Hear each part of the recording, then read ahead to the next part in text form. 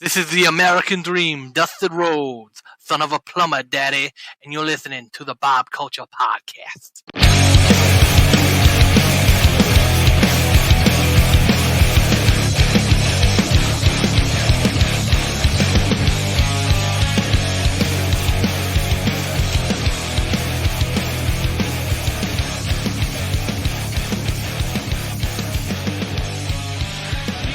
Gentlemen, welcome into a very special live all-out predictions panel episode of the BCP. Very excited to welcome in our all-elite panel at this time. Please first welcome in with a new haircut. She is the goodest sister, host of Kimmy Talks Wrestling, part of the No Holds Barred Network. The list goes on and on. Maria's personal protege.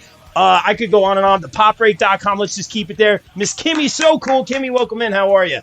That is indeed me. Hello. I cut off all my hair just for this podcast. And let's hope that I get to go to Minnesota this weekend and United doesn't screw me over.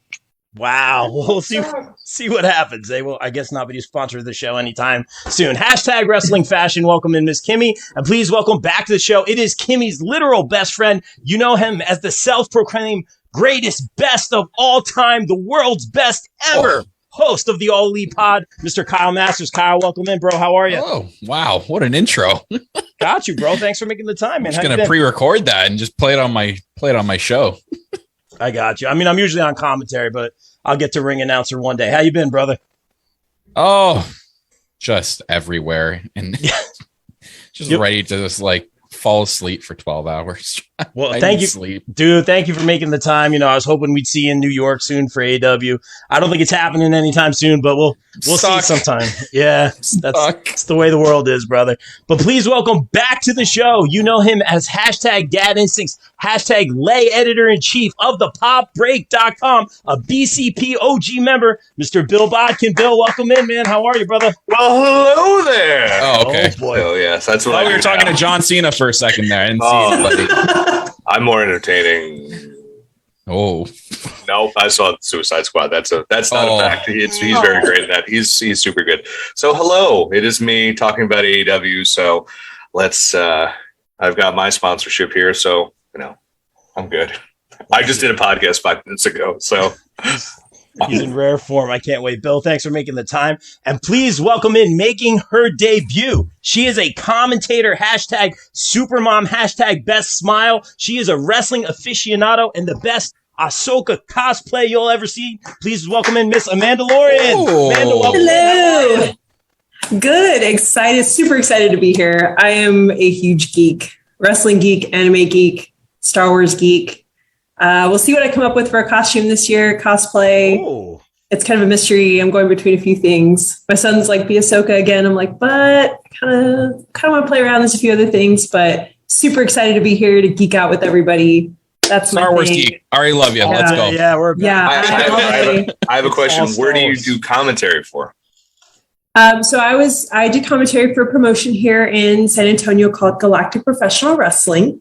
Nice. And it's been around since 2015. Oh, wow. And it's the Texas indie scene here is super hot right now. On it, man. All over. Yeah. Just if you come down to Texas, check out some of the indie action. We've got some killer promotions here all across the board. The talent is super bright. I mean, right off the bat, some of our AEW talent comes from and has worked the Texas promotions here. So support indie wrestling. A lot of them were on Dark too recently. Yeah, a lot of them are on Dark. So come down, check out a show in Texas. Support indie wrestling where everybody where you're at. Please support. And I'm ready to geek. I'm excited. Thank you guys for having me. Let's go. All right, I'm excited. Where do we begin here? We got an all-star stellar panel. You're host. You should know where we begin. You know what, Bill? That's a fair point. What a perfect segue. Should I introduce the pre-show match? Because we are talking about AEW All Out 2021. That's right. We are here talking about it. We just passed the 3-year anniversary of All In, which was wild to think about. Of course, the predecessor to AEW. And we're going to start off All Out with a 10-man tag team match. Of course, we're going to go with Jungle Boy, Jack Perry, Luchasaurus, Big Wheels, Wheeler Yuta, Orange Cassidy and the funniest man alive, Chuck Taylor, taking on the Hardy family office of Matt Hardy, Private Party, Tiff's favorite. Shout out to Tiffany, her favorite tag team, and Angelico and Jack Evans, TH2. So that was just added to the show. So our guest of honor, the debut, who do you got in this match? And tell us about who you. This is who I got. All right. Pockets. Oh, I like it already. The pockets.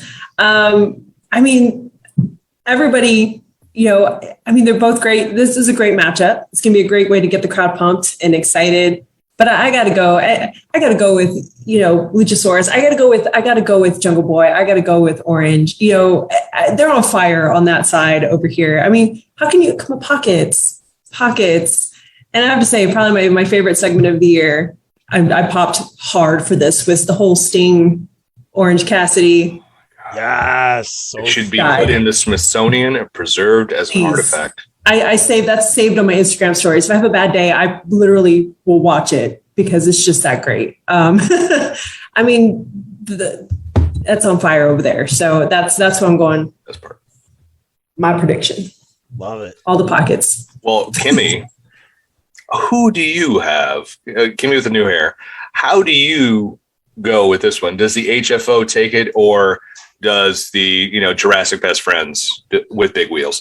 Do they get it? Nice. I mean, since we are called the best friends, I think I have to go with Jurassic Best Friends. I mean, come on, Bill. But this should be fun. This should be a fun 10-man tag. A lot of talented people on here. This is Wheeler's first AEW pay-per-view. Mm-hmm. Yeah, that's right.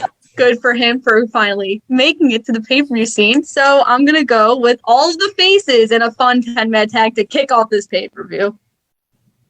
Our best friend from the Great White North, the mighty Maple Leaf himself. Hey, who do you have for this? Mighty Maple Leaf. All right. Listen, brother. Yeah, I am going on 3 hours of sleep and 4 drinks in. Let's go, buddy. I'll take it. Anything from my best friend Bill.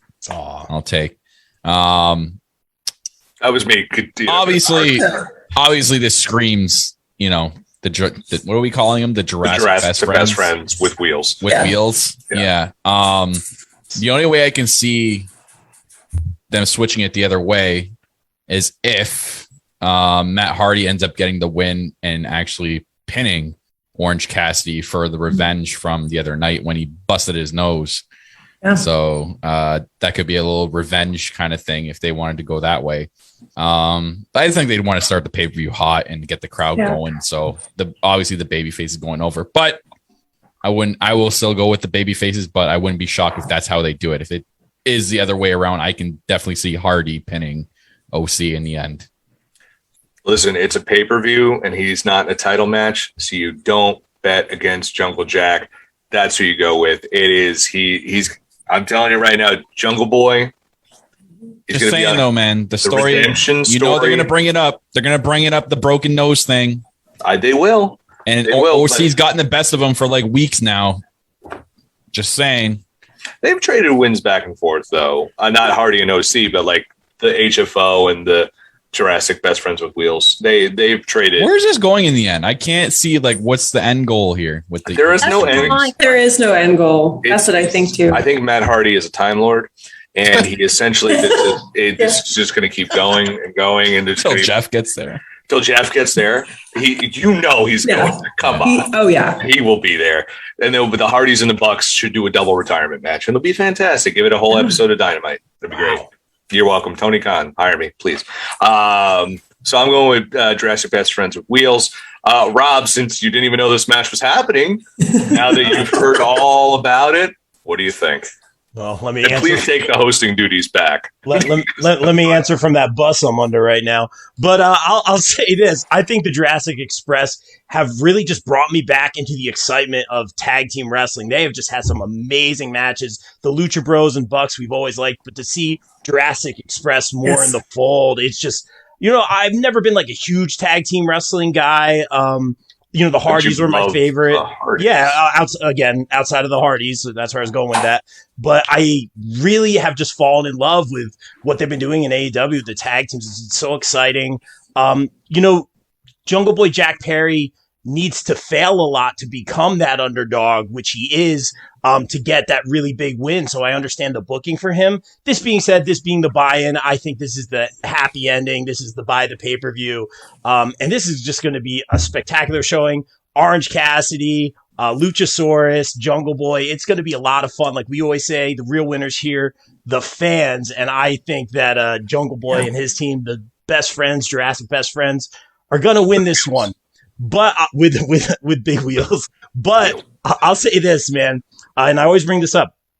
They're doing the factionism thing. I think on the Hardy side of things, it's a little muddled of just so many different factions. Like we were watching the other day, Nunes is like, "Oh, did they just have a battle royal that I missed?" And I'm like, even the end of the show on Dynamite, it kind of like they were still talking on the mic. It was complete. Like that was so perfect.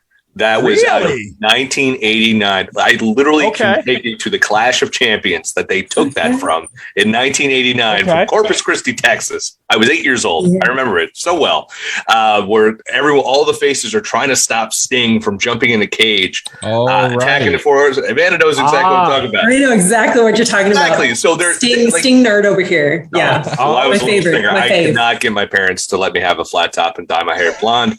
You can do it now. You can do it now. I was about to. Yeah, maybe a few more, and next show we'll see you with them. No, I mean I'm going to cosplay as Smart Mark Sterling. That's what I'm going to do. I think we're like roughly the same age anyway, so it's it was perfect. I just loved everything about that ending. That Gang Wars ending was perfect. But anyway, sorry, Rob. There's things that just have to come out sometimes for me. No, and again, like I came in at the Ruthless Aggression era. Like I don't know, and I'm a big guy for like tributes and Easter eggs and details. And I love that you explained that to me, man. Kimmy's like, I know wrestling history. Oh gosh, she that's why she's the goodest sister. She knows everything. And let's throw it to this one, guys. Let's talk about the match that was originally supposed to be the buy-in, and I'm very excited for this one. I think it should be on the main show, and of course, that is the women's Casino Battle Royale. I am super excited for this one. It's going to be amazing. Kyle, did you say you had the list of everyone in front of you, broski? I do. My man. Oh, she's Zack Ryder now. Welcome in, everyone on the chat. By the way, please chime in with who you got for the 2021 Women's Casino Battle Royale match. So we got Nyla Rose, Thunder Rosa, The Bunny, Big Swole, Julia Hart, Ty Conti, Diamante, Penelope Ford, Red Velvet, Hikaru Shida, Emi Sakura, Jade Cargill, Kiera Hogan, Abaddon, Layla Hart, That's Kyle's Rebel, pick. He got a little shook on Jamie that one. Hayter, Anna Jay, Riho, and one woman TBD, Ruby Soho. And that'll be it. Maybe. Take it away, Kyle. Who you got on this one, broski? Kyle's picking Abaddon. Oh, he has to. Not happening. My gut's telling me Thunder Rosa. Oh, I second you. Yeah, I second you. Can I complicate the question? Okay. Because why not? Who do you got in the final four? And who do you think the Joker is? The final four? I didn't think that far ahead. I did. I have a long car ride home, guys. Rosa, Conti, Nyla Rose. That's solid. That's a solid final three. Jade Cargill. That's solid. That is a solid final four. I'm copying and pasting. I'm going to say Thunder Rosa, former guest of the show, shameless promo. I think Thunder Rosa is going to win. She's just been getting win after win after win. Elevation Dark, the crowd pop. It writes itself. We thought she might be next in line to face Britt. Obviously, that's already been done. That was my match of the year pick thus far in 2021. I'm going to say Thunder Rosa wins this one. She deserves it. Hashtag wrestling fashion winner. I'm going to agree with Kyle on this one. Amanda, I'll throw it to you because you seem to be thinking Thunder Rosa as well. Well, who do you got as the Joker, though? Ruby Soho. It's got to be. It's got to be. It's got to be Ruby. Me and Bill have gone back and forth for about 2 days of who the Joker could be. I've gone back for like 3 months. If not, it's going to be Maki Ito. They've flown her in. They'll bring some. It's going to be a lot of fun. But Amanda, why do you think Thunder Rosa is going to win this battle royale? She's hot. Just in general. I mean, when I went to the AEW show that came here in Austin, or at least to Austin, she got the biggest pop of the night. Really? Out of everybody. She was still in dark at that point. And I mean, she's definitely a trailblazer. She's got the pedigree, she's got the credentials. She's got her MMA background as well. I mean, everything is just working towards her and working for her right now. So, and she's again, hot commodity, biggest pop of the night. And that's why I think, again, she's got the momentum and she can elevate Britt too. Just again, your match pick was solid. I mean, just watching, I dream. I'm like of watching the storyline go with them even further, just because it's gonna be epic. The matches that are gonna come from those two, I'm excited. So I think Thunder Rosa is going to take the belt off of Britt eventually, and then I can kind of foresee maybe if they went this route, Thunder Rosa, because she's so over and she's basically a baby face. Her and Jade Cargill feud right after that, and that would be a nice feud. Well, that's tough because Jade is so protected that do you want to deal Jade her first L, this soon in? Fair point. Well, I don't think Thunder Rosa would beat Jade Cargill. Oh, all right. I think Jade would beat her for the belt. Yeah. Awesome. I thought you were just saying right after the Royale. Oh. It's like chess. We're thinking 3 moves ahead here. Good sister, what do you have on this one? I have too many notes on this match. I feel like so overprepared. So I'll start with my Joker.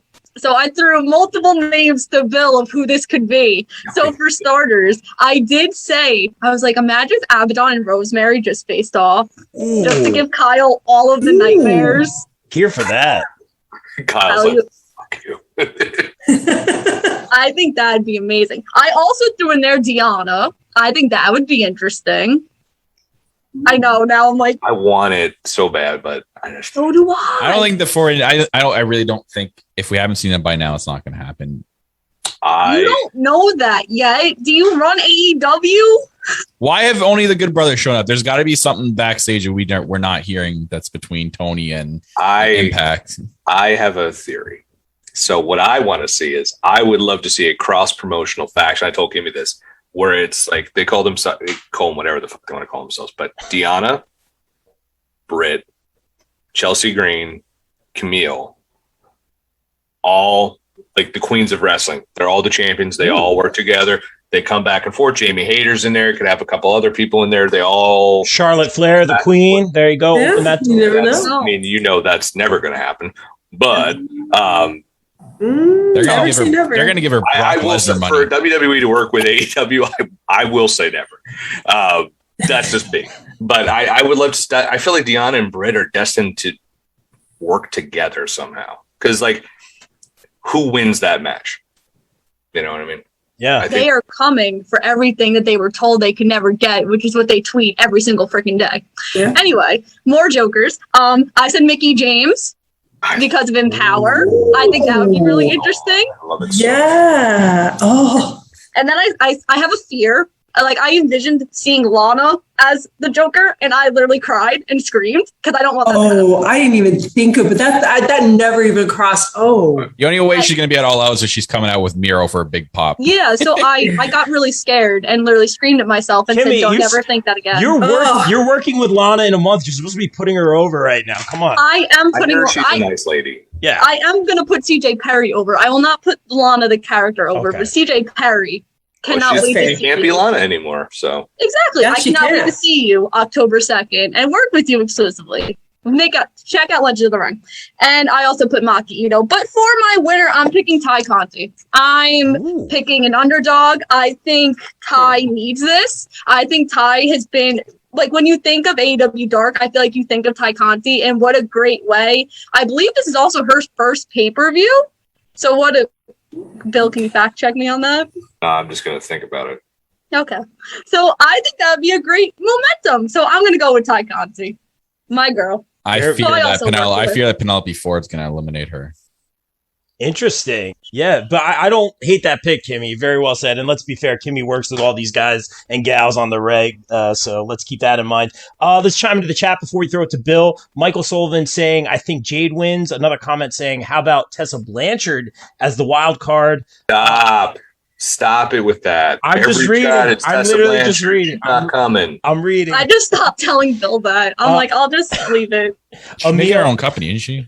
Emil in the comments saying Final Four, Sheeta, Rosa, Soho, Cargill, Joker, Soho. Very interesting. Bill, what do you got on this, brother? I was just looking to see if they did the what they did with the women's casino battle royale if Ty Conti was in it. I don't think it's going to be Thunder Rosa because I feel like the winner. No.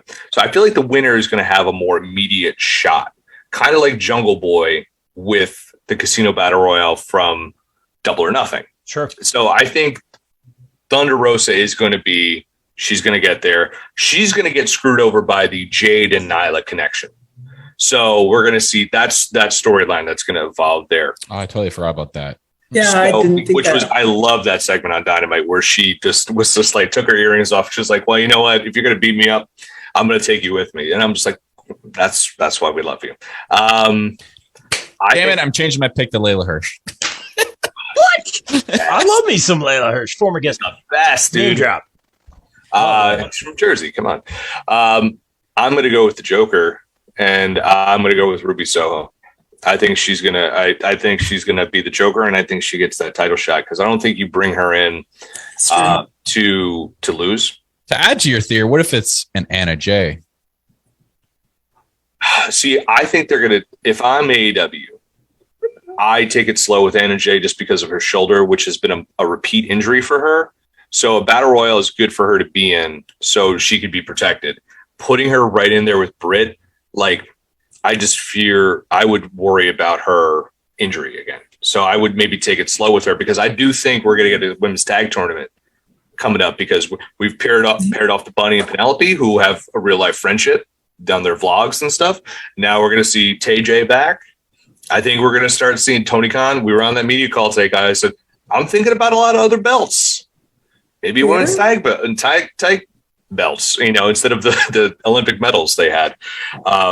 So I think it's going to be the Joker. This company seems to be very, very like keen on like you remember when someone brought up the trios belt question? It just sounded like Khan was like, we're kind of happy with what belts we have right now and don't want to rush anything. I don't know. He seemed kind of. I thought he seemed open to it this time. He was like, maybe, or maybe he's just being real nice. But I'm going to go with the Joker. I think it's Ruby. So I thought if they didn't announce Rio. I thought they were going to have two people, and I thought it was going to be Inspiration, the former Iconics. That's who I was going with. I'm like, they're totally in. If there's two open, then they're like, oh, we have Rio. And I'm like, I'm like, that's not it. To your point, though, if they do introduce the tag belts. Yeah. I mean, one to be determined, but they come in as one. Yeah, they come in as, yeah. But they. Oh, yeah. Only they would do that, though, because you could make the argument there are two Jokers in every deck. Mm-hmm. This is true. I like that. It's a stretch. It is the stretch of stretch. But it's a good. It's a thought though. It's a thought though because you're not wrong. That's something they would do without saying it. Yeah, I think it's going to be Ruby, or whomever the Joker is. Just come out to Ruby Soho. That's all I want to hear. I just want to hear the song play. Her and Rancid have been going back and forth. It was in the video. I'm like, come on.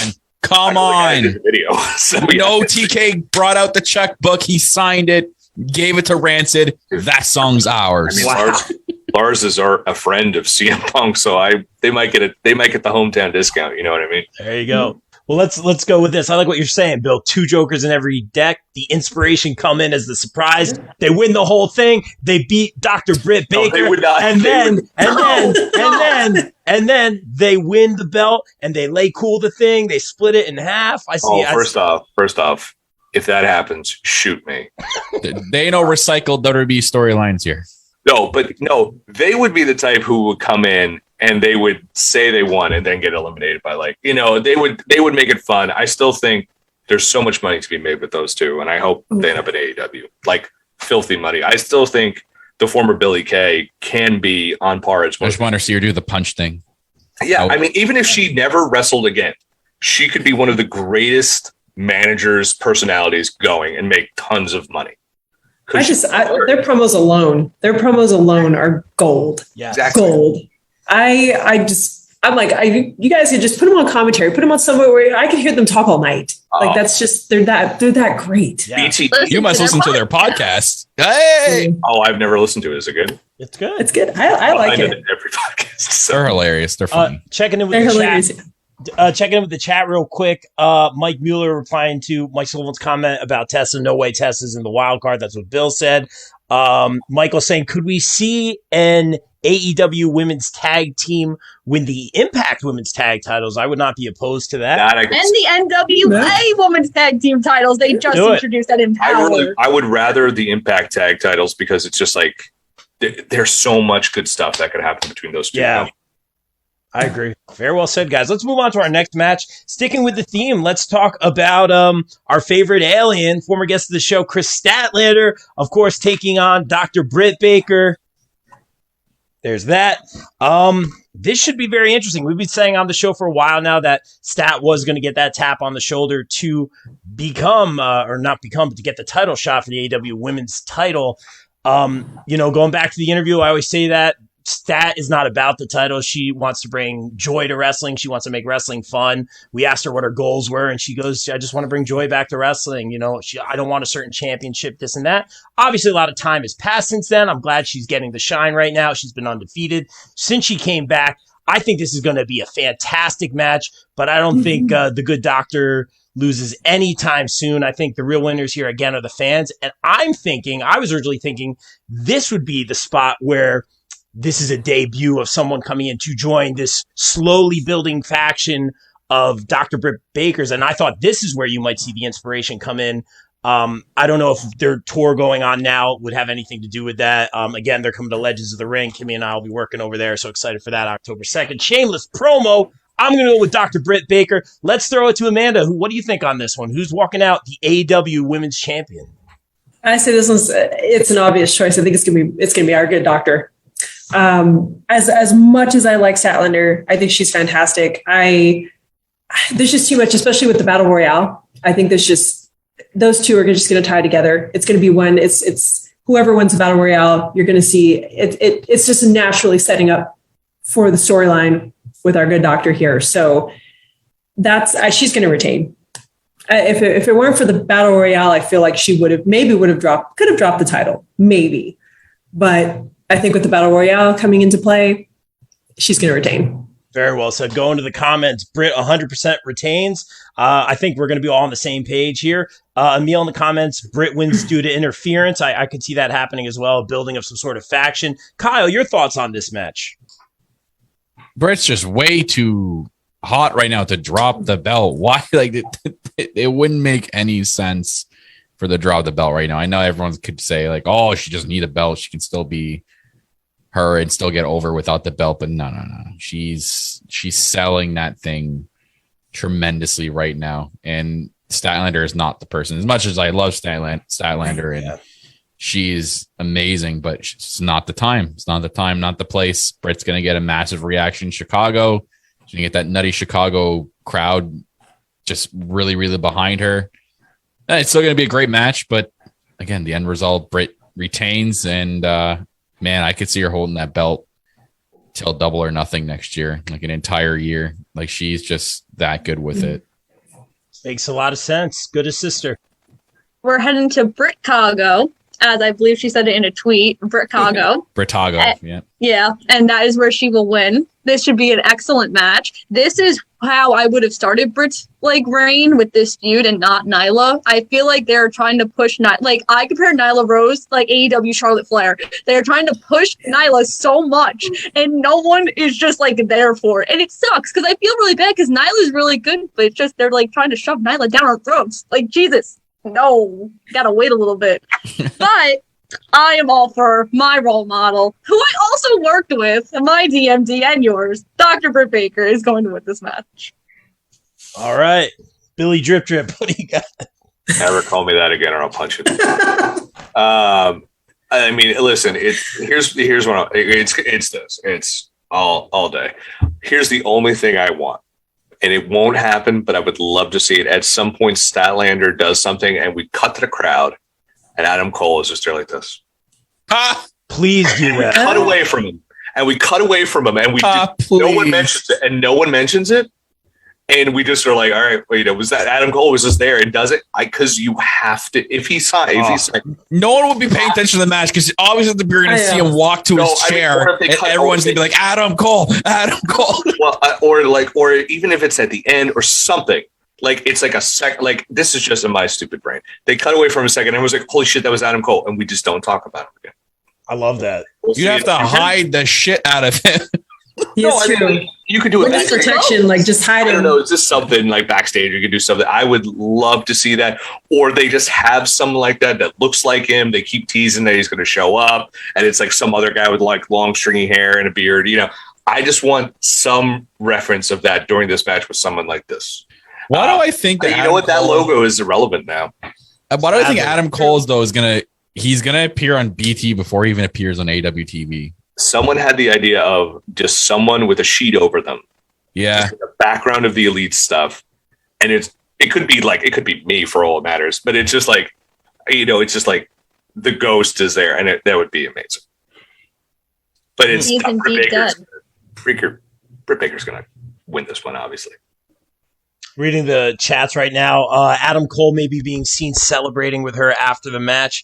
I feel like that's more of a WWE kind of move, but that could be interesting as well. But I think you got to go for the pop with Adam Cole. But I love Bill's idea. It's very fourth wall breaking, a little tongue in cheek. I like that stuff a lot. It won't happen because it's just he should be eating a little CM Punk ice cream cone. Yes, please do that. Yes, sitting down, CM Punk ice cream. Just oh man. Either way, he's getting an Adam Cole payday. I wonder if he pulls a takeover 2.0 and jumps Kenny after the match. Well, I guess we'll have to get to that segment. Oh, that's a yes. All right, let's talk about it. We talked about the ice cream bars. Let's talk about one of the biggest pops in recent memory, besides those massive ice cream bars. Let's talk about CM Punk taking on Darby Allin in a match that would be surprising if CM Punk doesn't go over here in Chicago, although he talks about wanting to put the younger guys over, which is why he came back. Nunez and I have been talking about this all week. You can't have Punk lose, right? Because Punk loses, you get the sea of booze, yada, yada. Now, Punk, he can literally quiet the crowd just by going like this. We've seen him do it recently. Say, hypothetically, Darby wins. You get the sea of booze from the Chicago crowd. I could see Punk taking Darby, picking him up. This guy right here, cheers, turn it around just like that. So I think it could go either way, really. In my mind, in Chicago, it would be the WWE thing to have him lose. I shouldn't pit companies against each other in this philosophy, but I'm going to say, you let's keep it like straight and simple. This is his return after so many years. He's had this amazing pop. The return was literally perfect. Let's go for the big win here. And also, they're towing the line with Sting. They haven't really mentioned Sting at all until very, very recently, which I think is very, very interesting. So I'm going to go, and I think it could go either way, but I think the smart money here is on CM Punk, and I think it makes sense. Let's send him home happy with that one in a match that could quite possibly be the main event of the evening. No, you don't think so, Bill? What do you got? Well, no, go with Kimmy first because I don't have an actual winner yet. Okay. So my thing is, I don't want Kenny and Christian to main event just because we saw this match on Rampage already, and I feel like a WWE thing would be, I'm not like comparing WWE and AEW, but let's put a main event that we've seen already on a pay-per-view.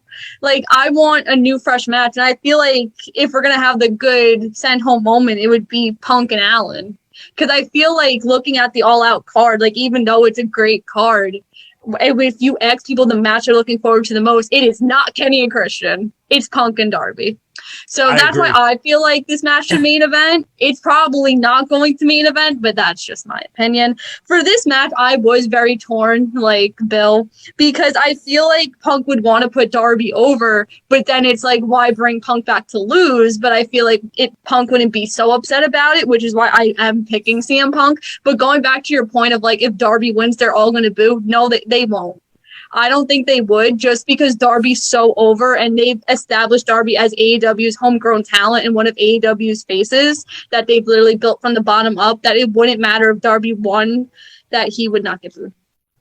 But the best in the world's going to win. It's clobbering time, boys. Yeah, very well said, Kimmy. And even though you did pick Punk as well, you're almost swaying me a bit. I'm not going to change my pick. I'm definitely staying with CM Punk, but you're swaying me a little bit. Bill, I'll give you some more time to think. Let's throw it to Amanda on this one. So I could see, and I agree. I hope that CM Punk. I agree with Kimmy. I hope that CM Punk main events, just because it would be different. I only feel like possibly Kenny and Christian could main event if they use that for a debut. Adam Cole, like we talked about earlier, that would make sense. Because that also would, of course, obviously leave the crowd like pumped and excited going home.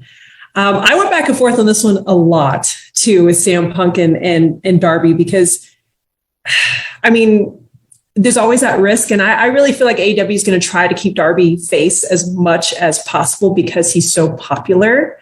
But Sting could be a factor. Sting could maybe we might see a little bit of Sting turning heel. Maybe we could see him try to help Darby win or interfere somehow and could cost Darby the match. We could see a storyline with them maybe splitting up. Or, again, maybe it's inadvertent. But I feel like there's something there that there's a reason why they picked Darby with Sting. I think Sting was a key part of why Darby was picked, because I could also protect Darby in a way. But this is a tough one because I would like Darby to take the win myself, but I feel like it's going to be Punk for the same reason. They're bringing him back, and they're not going to have him lose. I could see Kimmy's point too, in that Darby wouldn't get booed if he won, because Darby is going to take all the bumps and the major bumps in this match. And if he really puts himself out there like he has been and just really getting the crowd behind him, he's putting his 1,000% effort.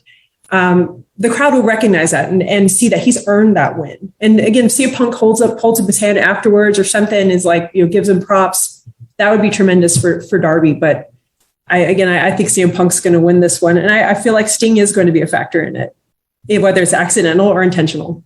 There's going to be a ref bump and Sting's going to come out. Yeah, very well said. I like what you're saying here, and I'll get to the chat in 1 second, then we'll throw it to Kyle, then Bill. I like what you're saying, thinking 3 moves ahead. Sting somehow inadvertently or on purpose causes Darby to lose. I'll say inadvertently. Punk goes over here. Darby goes on to, break up that strange bedfellow team or whatever you want to call that team of them. And Darby goes over on Sting moving forward. I could see that kind of playing out. It's win-win-win. I'm sure Sting is more than happy to put these, out of anyone on the roster, these two guys. So very, very well said. I think we're all sticking with CM Punk here. Going to the chat real quick, then we'll throw it to Kyle.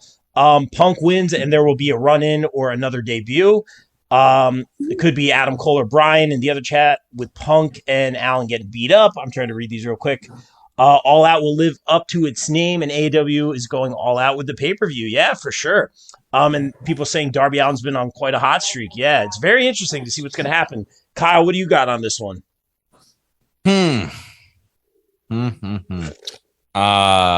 It's tough.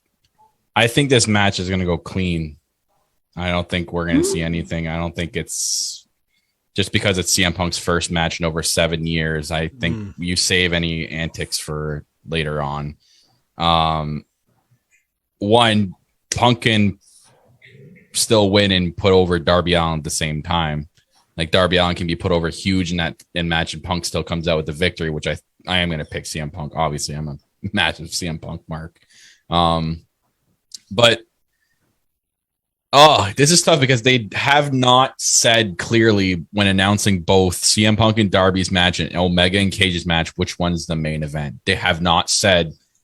And in our main event, no, they just, when they were talking about All Out this week on Dynamite, they did not mention the words main event for either match. So it's either they don't know yet or they do know and we're not going to know until the actual pay-per-view itself. You have a cage match too. And not a Christian Cage match. You think the steel cage match is going to end the pay-per-view? I have thoughts and theories, my friend. If it's GOD, maybe. Anyways, as for Punk and Darby, oh man, I honestly, I just foresee this being clean, especially after what Sting said on Dynamite. I think this is going to be a very, very clean match. And Punk holds up Darby's hand still at the end, and I don't know, maybe I can't. This match just like Wow.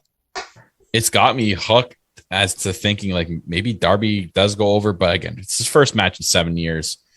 I wouldn't put it past you're gonna go over in this one, just because at the point is his career. But I think just you know what, I'm still sticking with Punk. Okay. But if this isn't the main event, I wouldn't be shocked if Darby got the victory.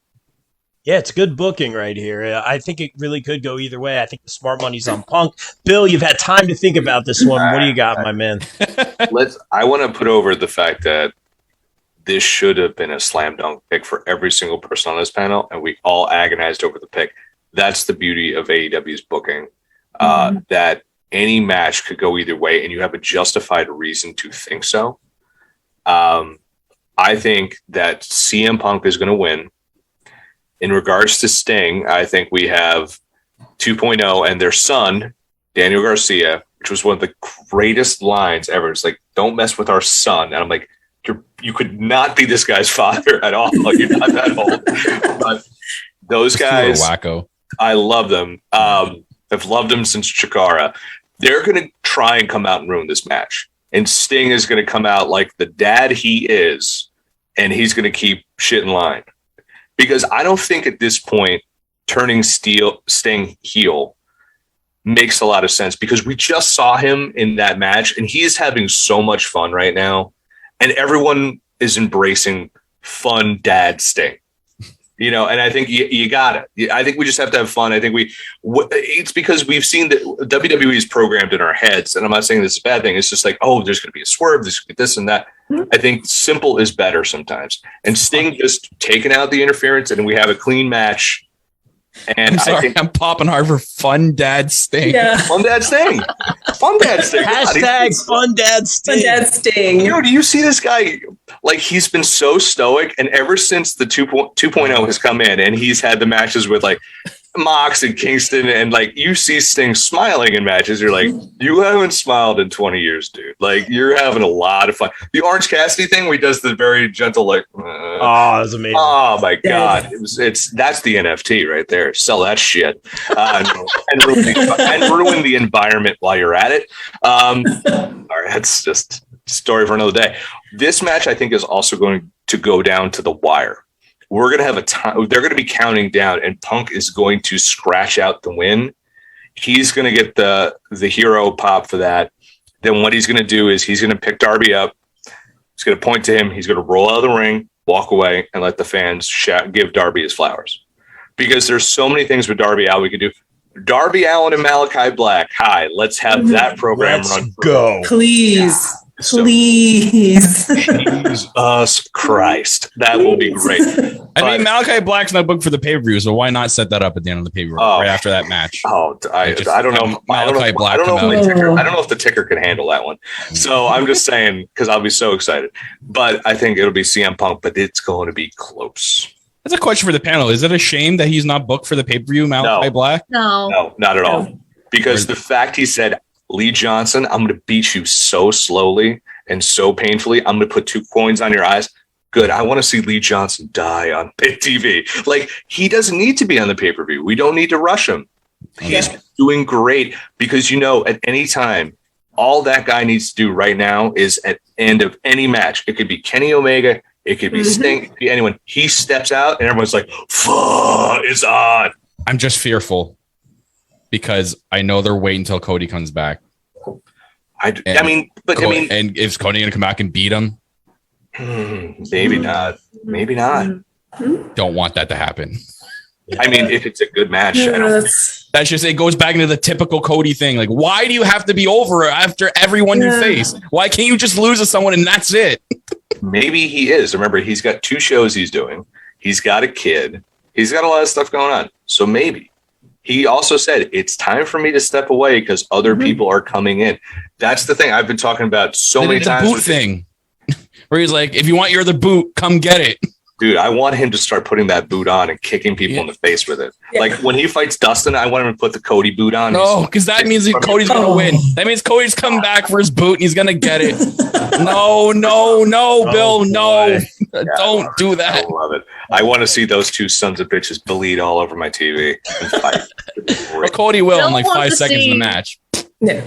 Bill wants to see death on his TV. I don't. Bill is like X-rated. Let's go. First off, no. I just like, I don't want Lee Johnson Kimmy. to actually die. I like to see a symbolic death.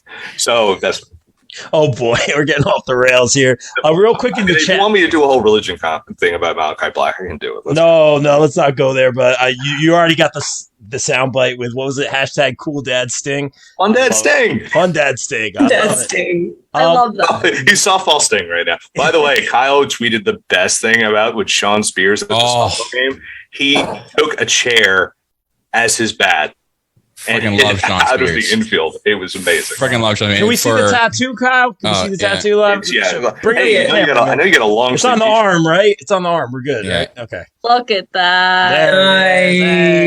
Nice. It should have been on Did the it flag. hurt? Huh? Did it hurt? No, he's a tough boy. The guy, the tattoo artist that did that, he watches AEW. So we literally sat That's there talking about awesome. AEW for like 2 hours. That's pretty rad, man. You can't get. Oh, he was doing that. I didn't even know we were still talking. He's like, I'm done. I'm like, oh shit, you're done already? 90 minutes of that was just dedicated to Sean Spears. That's amazing. And he retweeted it better, man. That's amazing. Yeah. I don't want to go down this road. In the chat real quick, they're saying, what if Darby and Punk go to a draw? AEW can do draws sometimes. Darby's gone to a draw. No. Yeah, I just don't think you do it here. But No. interesting theory. Very interesting conversation for sure. Let's No, the crowd would be grumpy. There would be that would make the crowd unhappy. Good for call. There would sure. be a riot. Yeah. Yeah. Let's talk about this is some really good booking here. Miro taking on Eddie Kingston for the TNT championship. Let's go. Great booking. I'm going to keep it short and sweet. Miro, former guest of the popbreak.com, shameless promo for Bill over there. I got to say Miro retains here. The war of not necessarily words, but just the promos from Kingston have been great because he has kind of made a kryptonite scenario for Miro with his neck. I thought that was very clever. Them bringing Kingston into AEW Elevation has been so key because Nunes and I have been watching, and again, no disrespect, but that commentary team, they were both here. Like there wasn't variation. Yes. I see Amanda nodding, commentary. Yeah. Like it's just like they weren't like playing off each other. They were both here. Yeah. And I love it when the wrestlers, like, I don't know, Amanda, with you, if the wrestlers ever come on commentary, Yes. I love that, man. I love it. I just you just get, it gets exciting. Yeah. It gets dynamic. It gets energetic. You get people pumped. Yeah. I hear you on the elevation. Yeah. So adding Kingston, they added him 1 week and he's been on every week since. And I'm like, this makes a lot of sense. And it's given him a way to kind of progress that storyline in some form or fashion. That being said, though, he's made this very interesting. This is great booking. But I say Miro retains here. Good as sister. Tell me why you think Miro's going to win this. So I was intrigued by this match because they made this match official when I was in Aruba. And fun fact, Aruba doesn't have Dynamite. So I couldn't even watch Dynamite. Literally, they might, but not the show. Not the show. Not the show. Yeah, I was like, let's go to the TNT channel, movies. Let's go to the app. Oh, the app's not available where I am right now. I was very upset. So I was like, Bill, you gotta tell me what's happening because Aruba people, I guess, just doesn't watch Dynamite. I don't understand. Anyway, so I was really confused at first as to why this match is happening too. I was like, what?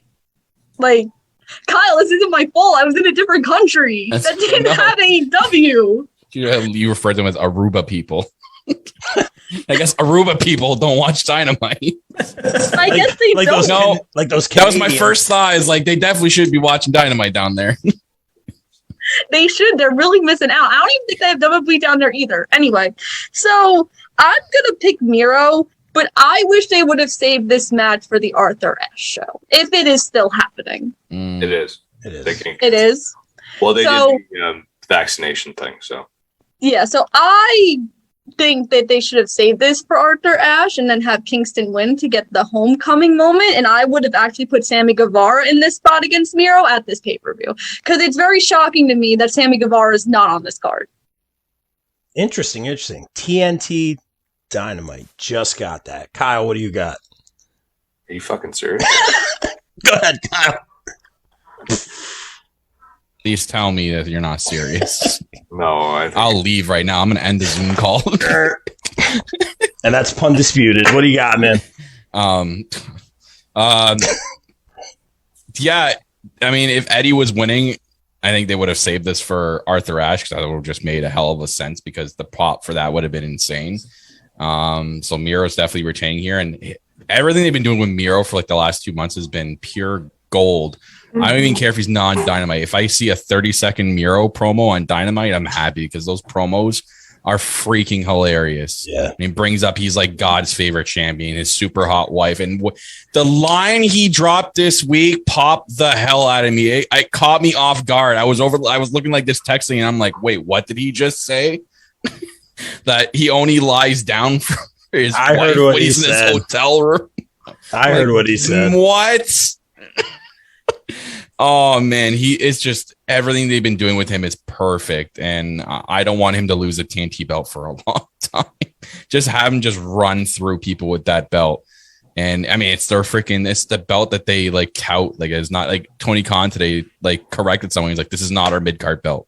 Like this is one of our main championships. Wow. So I think Miro's done an exceptional job with it.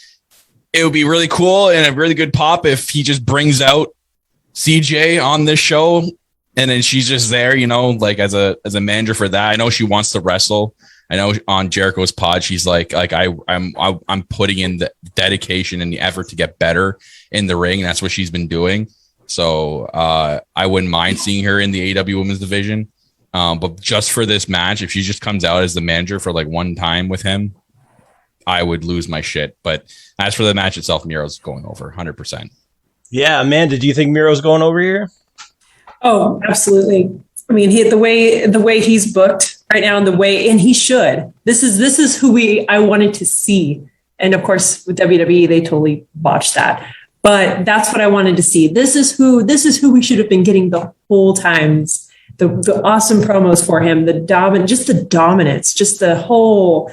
And I feel like for me, this is probably one of the matches I'm looking most forward to on the card because you have these two guys that they're going to bring it. It's going to be like it's going to be this pure just brutality slugfest kind of thing. Like I'm excited for it. Yep. This is going to be a great matchup. And I do agree. I think they should have saved this matchup for Arthur Ashe, but we're still going to have a good time with it. I feel like Miro's still going to hold the belt.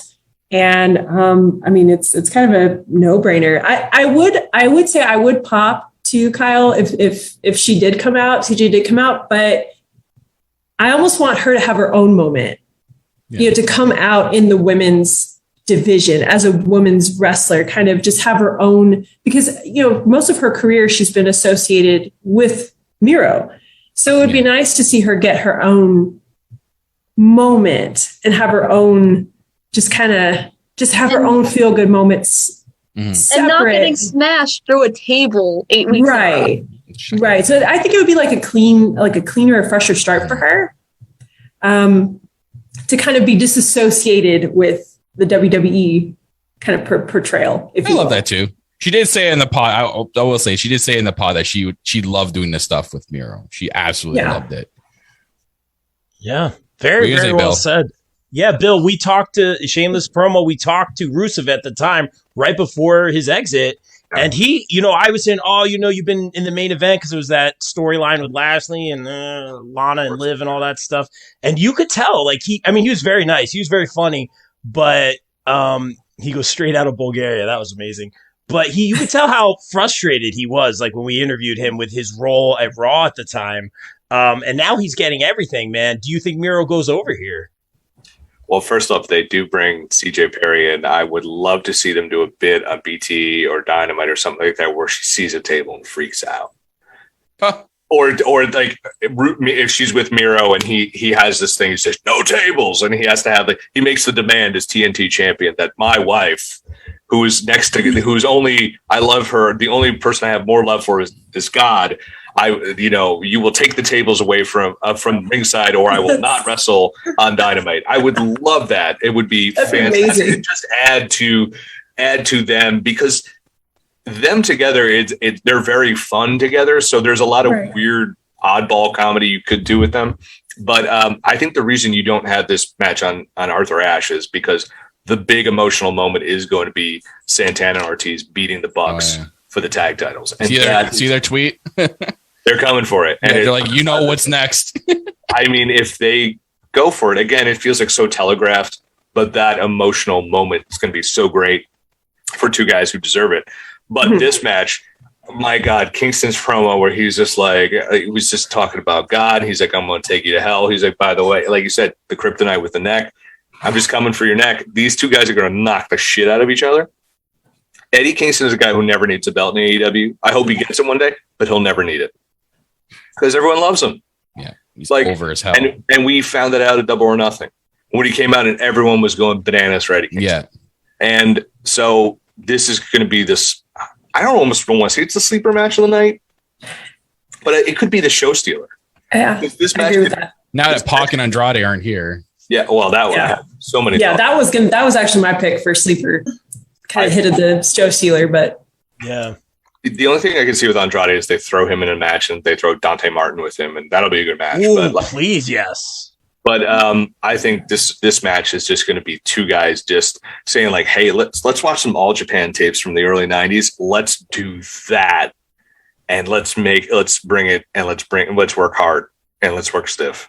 So, but Miro goes over 100%. Miro could hold that title for a whole year, but I still think it's either Sammy or Jungle Boy who's going to take it off.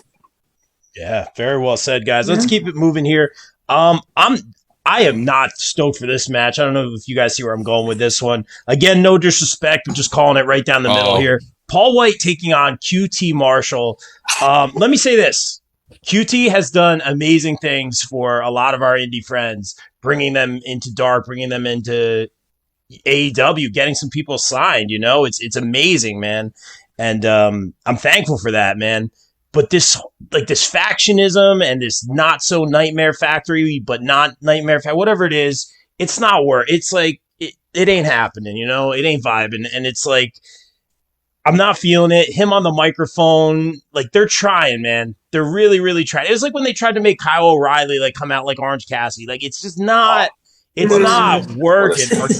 Or Kevin O'Reilly, whatever they called him the other time. They still living in her head rent free. Bull Kyle. Well, freshly pressed, and I'm excited to see the former Big Show back in the ring in some capacity. Like that's cool for him. I'm sure part of his deal was like, hey, I do want to get back in the ring from time to time. Sure, that's great. Yeah, I guess it makes sense to have him go against QT, but this does nothing for me, man. Like this does nothing for me, and I'm not trying to be disrespectful here, but I'm not feeling this one. I don't know which way it's going to go. I don't know if I necessarily have a pick. I guess Big Show puts over QT here because we need to get invested. What kind of pick is that? I don't know. I'm not emotionally invested in this. If you guys are, please, Kimmy, what do you got? How are you going to pick QT Marshall? Can I please have your thought process here? I think show. I keep saying show. What? Paul White.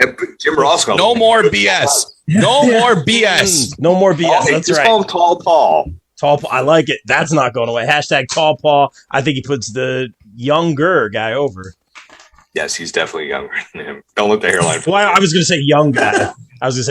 But you're wrong. I mean, story of my life. But go ahead. What do you got? Why would you bring Paul White back? See, this is someone who, if you bring back, he can't lose. You think? Yeah. Because the thing is, Paul White legitimately is a very injured human being who had hip replacement. Why would you bring him back to just have him lose a match? He's doing 15 other million things in the company. He doesn't need to wrestle. Well, that was going to be my answer, is because he does everything else in the company. Yeah. So Paul White's going to win. This is the match that should have been on the buy-in, and I openly said this to the best friends. And this doesn't sell the pay-per-view. I was just going to say that. No disrespect, but you're right, Kyle. This turns off people from the pay-per-view. Well, I don't want it on the pay-per-view. You know where this match should have been? This is a WWE match. Yes. I will say it. This is a WWE match. This match should have been on Dynamite. I'll add to this. I think it's the bathroom break of the pay-per-view. Because I think everybody here has gone to at least one AEW show. It's a long right? pay-per-view. I might as well. No, you haven't gone. They're back to back to Newark back. keeps getting pushed off. Yeah. Well, they go back to back to back. I went to full gear. Yeah, I went to full gear. The first one. I felt like with my experience, they just went back to back to back, and I felt like you almost couldn't go to the restroom because you don't want to miss anything.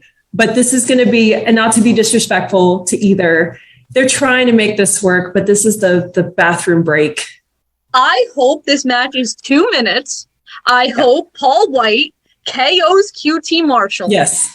And we never have to see this again. But then they decided to turn the Gun Club heel. So now we're going to continue this. And now somehow my fear is that Mark Henry is going to get involved. And we're somehow going to see a tag team match with Mark Henry and Paul White.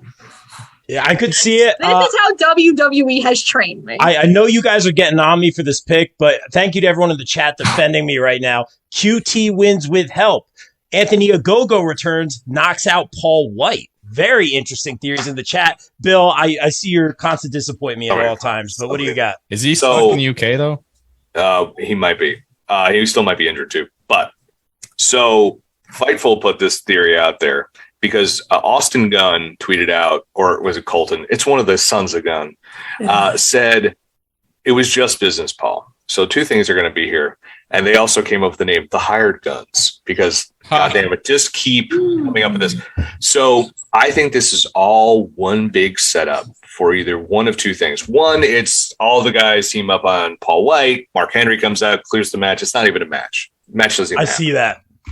Or the mysterious benefactor is Shaquille O'Neal. Oh, Jesus Christ. He Shaq Daddy, let's go. Oh, did you guys? I thought about a go-go being the guy who's like, who comes back. So the one thing you could look at as a go-go comes back and says, I'm going to run the factory. QT, you did a shit job.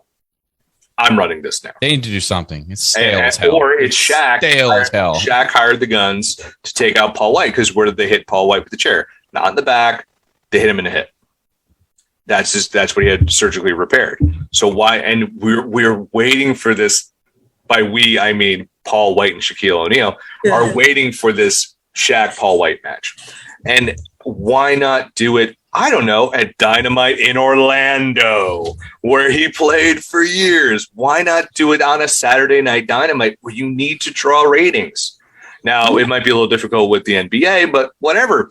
Tape it for Rampage or do something. I think that's where they're going to go with this. Somehow this is Shaq paying them off, or he's going to help Big Show. I don't know. It's a shit match. It's not good, but I think Shaq is involved in this somehow by hook or by crook. I think there's some sort of payoff. Yeah, that's why it's kind of stale. Like they're waiting for something in the wings. By the way, did you guys hear about the commercial Shaq turned down? Me neither. Let's go to Kyle. What do you got? Oh my God, that was smoother than shit.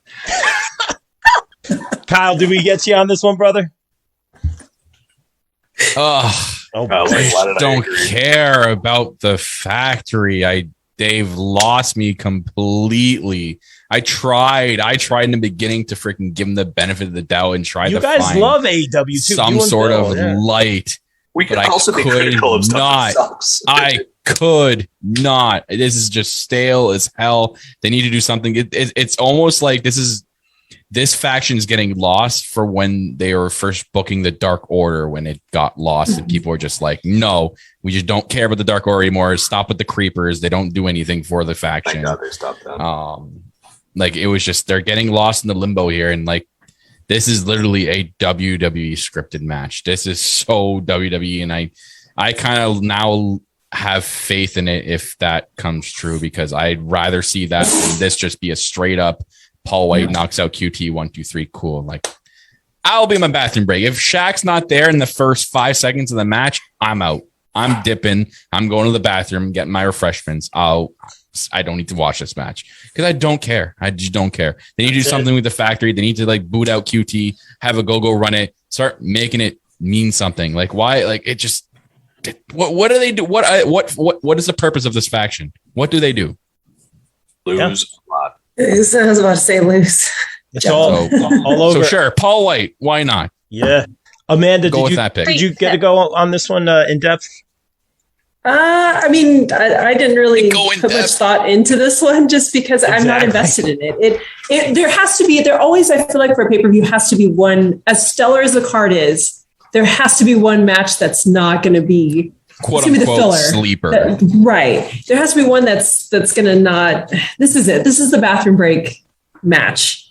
I hope at least, Bill, I liked your ideas because at least it would give that, it would make it would be better than just a straight knockout. At least there'd be something there to work with. Ish.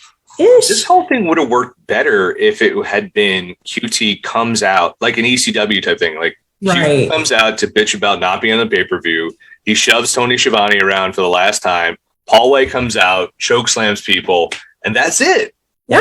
And then you set up the matches on Dynamite or Rampage or Dark or Elevation or never. But this is all I have to say is this is the bathroom break. Paul White's going to win this no matter what, and this is the bathroom break. No, again, no disrespect intended, but there has to be one match, and this is going to be the bathroom break match. I can't disagree with you there. But let's talk about that's not even sleeper match. Let's be real. This has got to be match of the night. Steel Cage, Bucks, Lucha Bros. Let's go. Show up, show out, show Steeler. I am #here for it. Can't wait. Do you guys see new tag team champions? Kyle, what do you got? No. Because the story is the Bucks and Proud and Powerful at Arthur Ashe Stadium. That's probably where they're going to lose the belts. And I wouldn't be shocked if that was the main event of Arthur Ashe Stadium show, would be the tag team title match. The Lucha Brothers story right now is, well, whenever Pac gets back and he stops having visa issues, I think that's going to eventually lead to the Lucha Brothers going in with Andrade's Mafia Lucha faction that he's building up here. So it just doesn't make sense. There needs to be more than it just the Lucha Brothers won a tournament a week ago to win the belts off the Bucks. That had to have been like a bigger story there. So it's still going to be an insane match. You put these two together and they're always going to create incredible matches. I ranted about it on my podcast. I was kind of upset that they picked the Lucha Brothers to win this. I would have, because the Bucks are not losing the belts regardless of who's in this match. So why not give another opportunity to someone else? But like they could have done a Varsity Blondes or Jungle Express here. Varsity Blondes, no one would have cared about that match. Right, I know, I get it. Like the Lucha Brothers and Young Bucks, it does sell, but we've seen this already. Like, it's a steel cage now. Okay, still going to be great.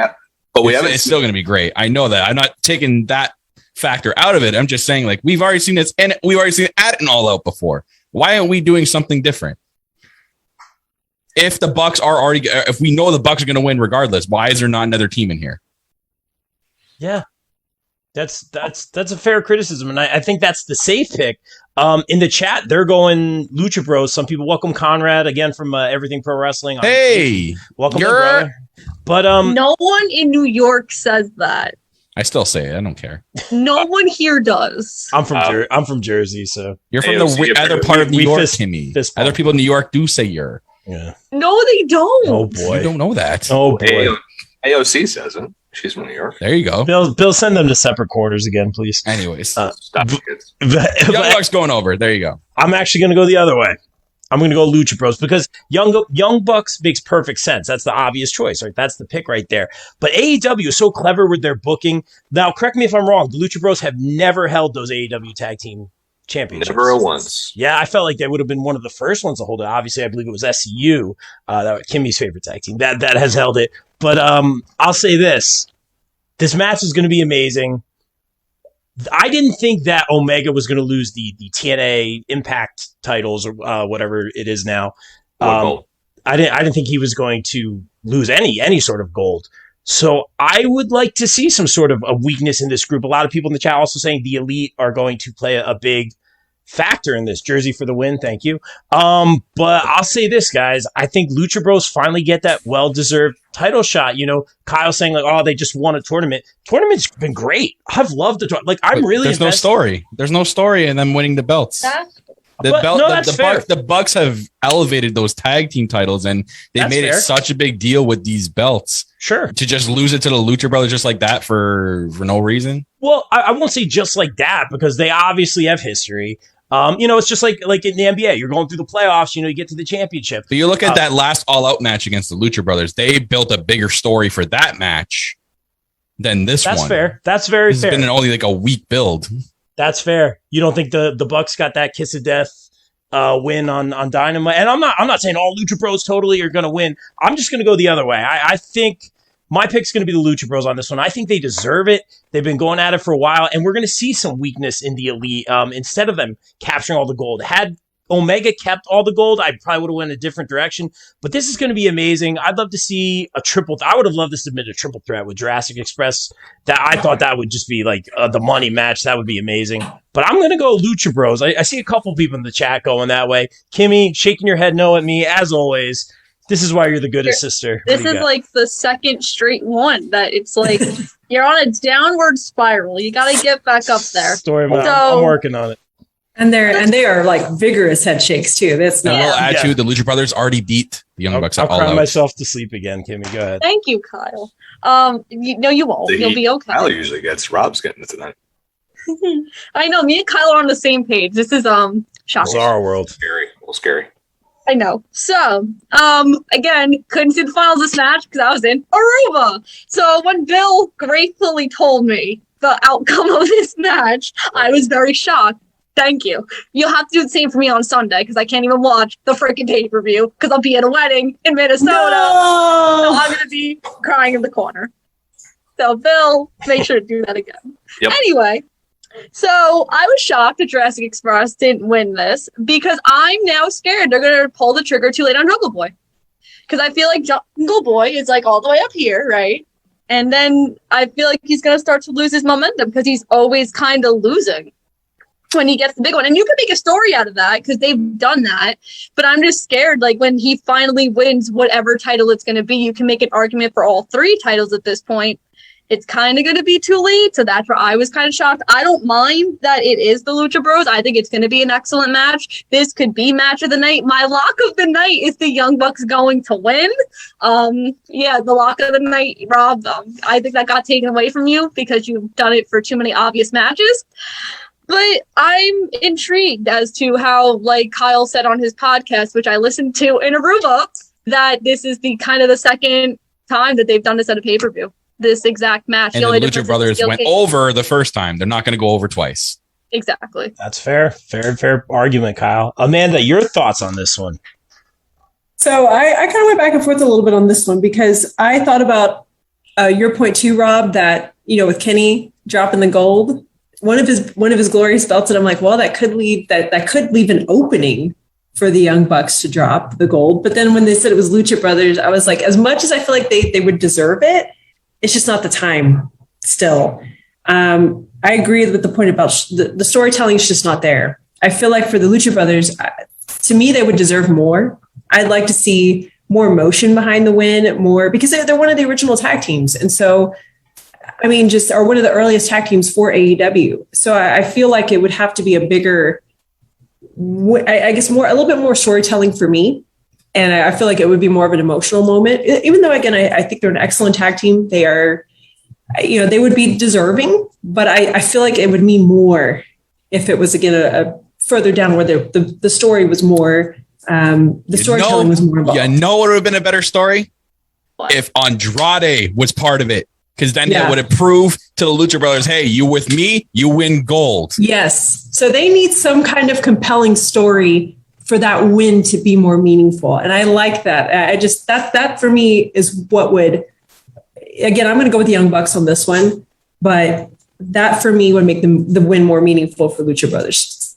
Oh my God. I'm having a serious mind blow here. What if Pac doesn't have visa issues and Andrade, like maybe they're kind of like they purposely canceled that match, even though I don't think they would. But what if he doesn't have visa issues and this is all part of the storyline? And then Andrade's going to come out with the Lucha Brothers. I don't think you're too far off the mark because, guess who's coming out? Guess who came out with Andrade not too long ago? Dirtiest player in the game, Ric Flair. And of course, we know he's no longer under WWE contract. This could be like a Ric Flair type of move. I was going to say the game.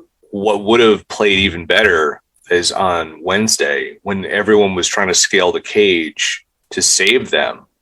If Andrade had gone out there to try and save them, because he does. Because he's like, you know who came out to try and help you? Me. You know who didn't come to help you because of issues that he should have sorted out beforehand if he really cared. But yeah, so I say like maybe he saves them from the beatdown or something like that. But I wish I just have this fear with Andrade that he's so getting lost in the shuffle. He needs that killer match because his first match with Seidel was the definition of okay. And his stuff with Kenny was good in Triple Mania. All those people who are clutching their pearls about Triple Mania, you didn't watch the match. I did. It was really good. Well, there you know. What if there's no debut of Cole or Bryan? And what if it's Andrade that attacks Kenny? No. No? No, because it would have made more sense going into Triple Mania. And I don't think Andrade's that heated up. Like, it would be a better reaction if it's Malachi Black. Yeah. Like, Andrade doing this, like, they need to build, I think what they brought Andrade in, and he's a star, but it just never clicked. So they need to do what they've done with other people. All right, let's start from the bottom. Let's build him back up. Yeah. Let's make it happen. Let's take our time with him and try and make it happen. And I think it would have worked if he had tried to come out or done something. But I'm going to go with the Bucks are going to win here because ultimately it's Santana and Ortiz in Arthur Ashe, and then I think we transition from the Bucks being in the title. I don't think you see the Bucks in the title picture for a very long time because I feel like CM Punk and Bryan or whoever who are coming in, they're going to be tangled up with the Bucks. And I also think the Dark Order, the return of Hangman. So I think that's where they're going to be surrounding Kenny and that title picture. I think they're not going to be around the tag titles. And let FTR, Lucha Brothers, Proud and Powerful, let all those teams do what they may.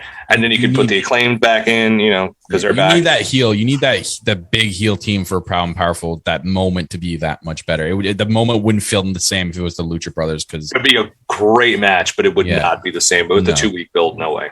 That's just the way the story's being told. The storytelling is just leading to Arthur Ashe. That's just for their story, and that's where it's going to culminate for me. It's going to be so good. You guys bring about a very fair point. That being said, you guys are all working on the basis that Proud and Powerful, former LAX, are going to win the tag team championships at that specific event, which could very well happen.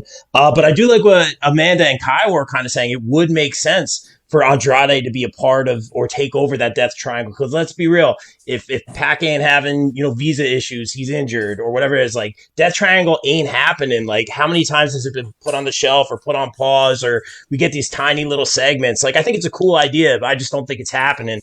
If he has these issues, figure it out, man. It's like the third time this has happened. That's what I'm saying. Yeah. Like, don't either move here full time or seriously. Seriously, is it actually visa issues? Well, he's stuck in UK right now. Apparently, he's stuck in UK. Yeah, because I was wondering if it was health reasons. But that Andrade idea you guys brought up, it just book it because it makes sense on so many levels. It solves so many problems at once. That's a Lucha great Brothers idea. will win if he does come out with Andrade. If That's they come out with saying. Andrade, they're gonna win. Very, very interesting. But imagine they just eradicate the Death Triangle name because I think Pac works better on his own. Yeah, and it's like Andrade, Chavo, dude with a tablet, Ric Flair, and then dude with the tablet. Yeah, who is that guy? He was an indie guy in California, apparently. Okay, who I don't think you're ever gonna see him wrestle because he just appeared one day. I'm like, okay, I guess he's with them. They just start coming out in the suits and they start making it like a Mexican four horsemen, Latin four horsemen, whatever you want to say. Like, and they build this faction, and it's like the Los Ingobernables de AEW essentially, and it's just going to be the Super Show. Mm-hmm. Yeah. All right, we have I almost said Moxley. We have Mox taking on Satoshi Kojima. Is that correct? Correctly pronounced? Attaboy. That's it. So again, I'm not as familiar with him, but I gotta say, you have Mox here. I'm saying Mox has got to go over on this one. I love when companies build bridges, work together, all that kind of stuff. I'm about it. I love that AEW does that. Other companies don't always do that. But I love that. I love the opportunity they have for the indie guys. I love that they're showcasing all these talents on these major platforms and pay-per-views. That being said, though, I'll keep it short and sweet. Gotta go Mox. Let's go to Kyle. Your thoughts on this one? I'm curious. I'm very curious this match, because match is going to be awesome. That's a given with these two. I'm curious about what happens after. I think one of two New Japan stars is going to come out for a stare down with Moxley after this match. It's either going to be Tanahashi to set up for a future match, because I know New Japan didn't want him to wrestle at All Out, or there's a certain New Japan star that's in Chicago this weekend that only has one indie match booked and nothing else. Who's that? That is Switchblade himself, Jay White.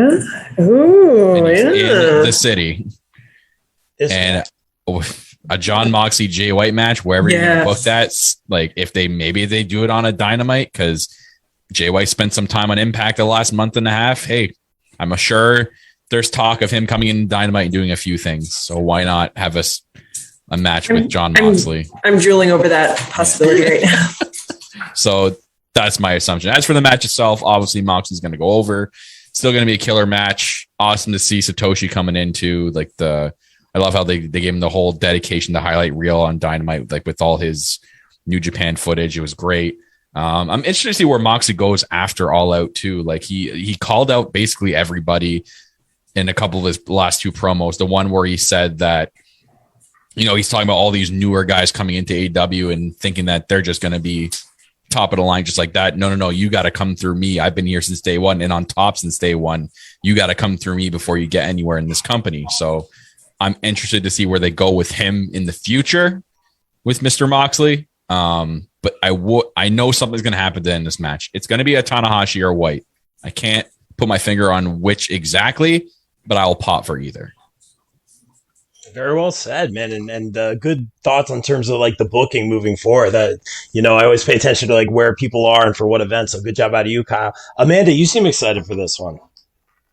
I do, because I'm hoping that we get something for Moxley. I'm hoping that he doesn't get, and as awesome as it is to have, and I like especially with New Japan getting more people exposed to New Japan wrestling, because I feel like a lot of hardcore fans know about New Japan. Is starting to get it's getting more mainstream. And so I feel like this is a really neat way to showcase a lot of the talent that's in Japan. But I just hope that Mox doesn't get pigeonholed in that role. And again, he's great. He's a great person to introduce that talent with, to get the newer fans, the casual fans that are starting to tune in and catch on to AEW. I think he's a really neat person to work with in that regard. But again, I just don't want him to get pigeonholed in that role. But having somebody at the end, I didn't even think about Jay White. I'm here like, please. I love Jay White. So I'm like, please. That would be incredible. But I hope for something like that. I hope for a moment for Mox to get him back, and give him a little bit more of the spotlight again. Because I feel like he's too big to be again pigeonholed in this role. So I'm hoping we get some kind of confrontation at the end and a launch of a storyline for him in particular. So I'm going to go with Mox. It's going to be a great match. I'm excited for it. I'm going to be here like drilling over kind of all the different spots and everything, and because I'm just here like, oh, that's beautiful. So like I'm like, wow, the transitions were smooth. I'm that kind of person, so I'm like, ooh.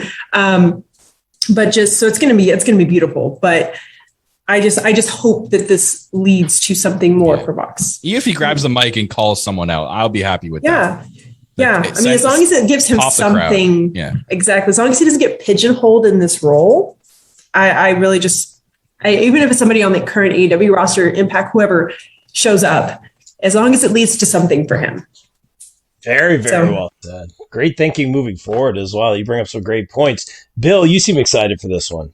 Yeah, I mean, he talk about another dad coming in there. He loves bread. I can get behind a guy who loves a good piece of bread. Fun Dad Sting. He's not Fun Dad Sting, but he's Red Dad Kojima. He had a great match with Will Ospreay earlier this year. I thought they had a great match at Wrestle Kingdom. I've seen him live before. He's super good. He's got that Western Lariat, which is awesome. But this is all setting up for something else. Other person who's going to be in town soon, if not already, Minoru Suzuki, old murder grandpa himself. Oh, fuck. It's going to be if those two just get – I mean, they've fought before, but to do it on American soil would be great. Jay White coming out, especially now he's added Chris Bay to the Bullet Club. He's added, Hikuleo's still out there. Maybe GOD's hanging around, and this is a nice way for Moxley, Kingston, and maybe even Darby to get involved at Bullet Club versus the Moxley Army, whatever you want to call it. Get a big old fight going on. Well, the Moxley Army? Is that what you said? I have no idea what to call them, but it's just like Moxley's men. He's got something. He's got Cincinnati coming up. That's the hometown show. The Wild Things. And to have him in a Suzuki match in Cincinnati in front of his hometown where he is in the main event and these two sons of bitches just beat each other up. That's what he would want to do. And, Renee's, I wouldn't be shocked if you see Renee on camera at that show. But yeah, Moxley's going to go over here. What's that? She's in Chicago. She flew with Moxley to Chicago with the baby. With little Nora. There you go. But yeah, Moxley's going over for sure. This is going to be a lot of fun. This will be a sleeper match because everyone's like, Kojima's on Impact. He lost to a couple people. This is going to be a whole different level for Kojima. This is like main event. I used to be the champion of All Japan and New Japan at the same time, which very few people have ever done. Kojima. Very well. Tanahashi I think it's going to be Tanahashi because that was supposed to be this match. Yeah. That was supposed to be those two. It's going to happen. I don't know when. Let's throw it over to the Goodest Sister who's been waiting very patiently. What do you got? I like the idea of Jay White and John Moxley at Bound for Glory. Yeah. Because AEW is going to be involved in that pay-per-view, as they hinted, with New Japan, and I believe AAA was the third one in the commercial. And I want to know how much capacity AEW is going to have within that pay-per-view. I don't want to just be the Good Brothers and Kenny. I want more involvement, and I think that'd be really cool to have Jay White and John Moxley on that pay-per-view in Vegas. Interesting. So interesting. A New Japan and AEW star facing off each other on an Impact show. That's just do it. It's the forbidden door, Kyle. It's 2021. I know, but I've seen maybe four things. Like it's like, okay, you said this forbidden door, but we've really seen minimal. God, I love being a wrestling fan right now. I have to admit that. It's like, what a time to be a wrestling fan. You got women in Impact tweeting about can I go wrestle in AEW? And it's like, okay, come, but we don't see it. Scott D'Amore, can you please just have Deanna and Britt? That's all I want in my life. Ooh. I know Britt has personally talked to you, Scott D'Amore. Please make this happen. Love. Jordan Grace just tweeted that she wants more. Send them over already. What are we waiting for? We are literally in wrestling's version of What If. And if questions are just happening. They're being answered. It's the best, you guys. I can't. I'm going to love when Okada comes out in AEW and everyone shits. I lose my head when I hear the coin drop. As soon as that coin drops, whatever crowd they're in front of, I know they're going to save it for a big poppable crowd. Newark, New Jersey, because I keep forgetting that's a big show. We're going to hear Kyle in Canada. When Okada comes out, we're just going to hear Kyle screaming from Canada. I couldn't even scream when Punk came out at that show. I instantly started crying. It was instant. I did it too. I love that. So I was like, hey, I'm like, oh, can't do that. Hashtag man tears. A lot of man tears in this house. All right.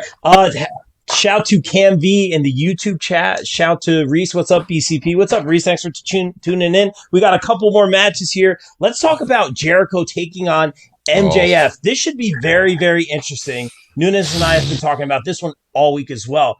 Those 5 labors of Jericho, really innovative. I love the idea, but it almost kind of trickled out on the way out. I love that they were bringing in Nick Gage. I love the death matches or couldn't use a top rope move or had to use a top rope move, all those little stipulations, but it built and built until you took on Wardlow, which makes sense because he's MJF's like right-hand man kind of a thing.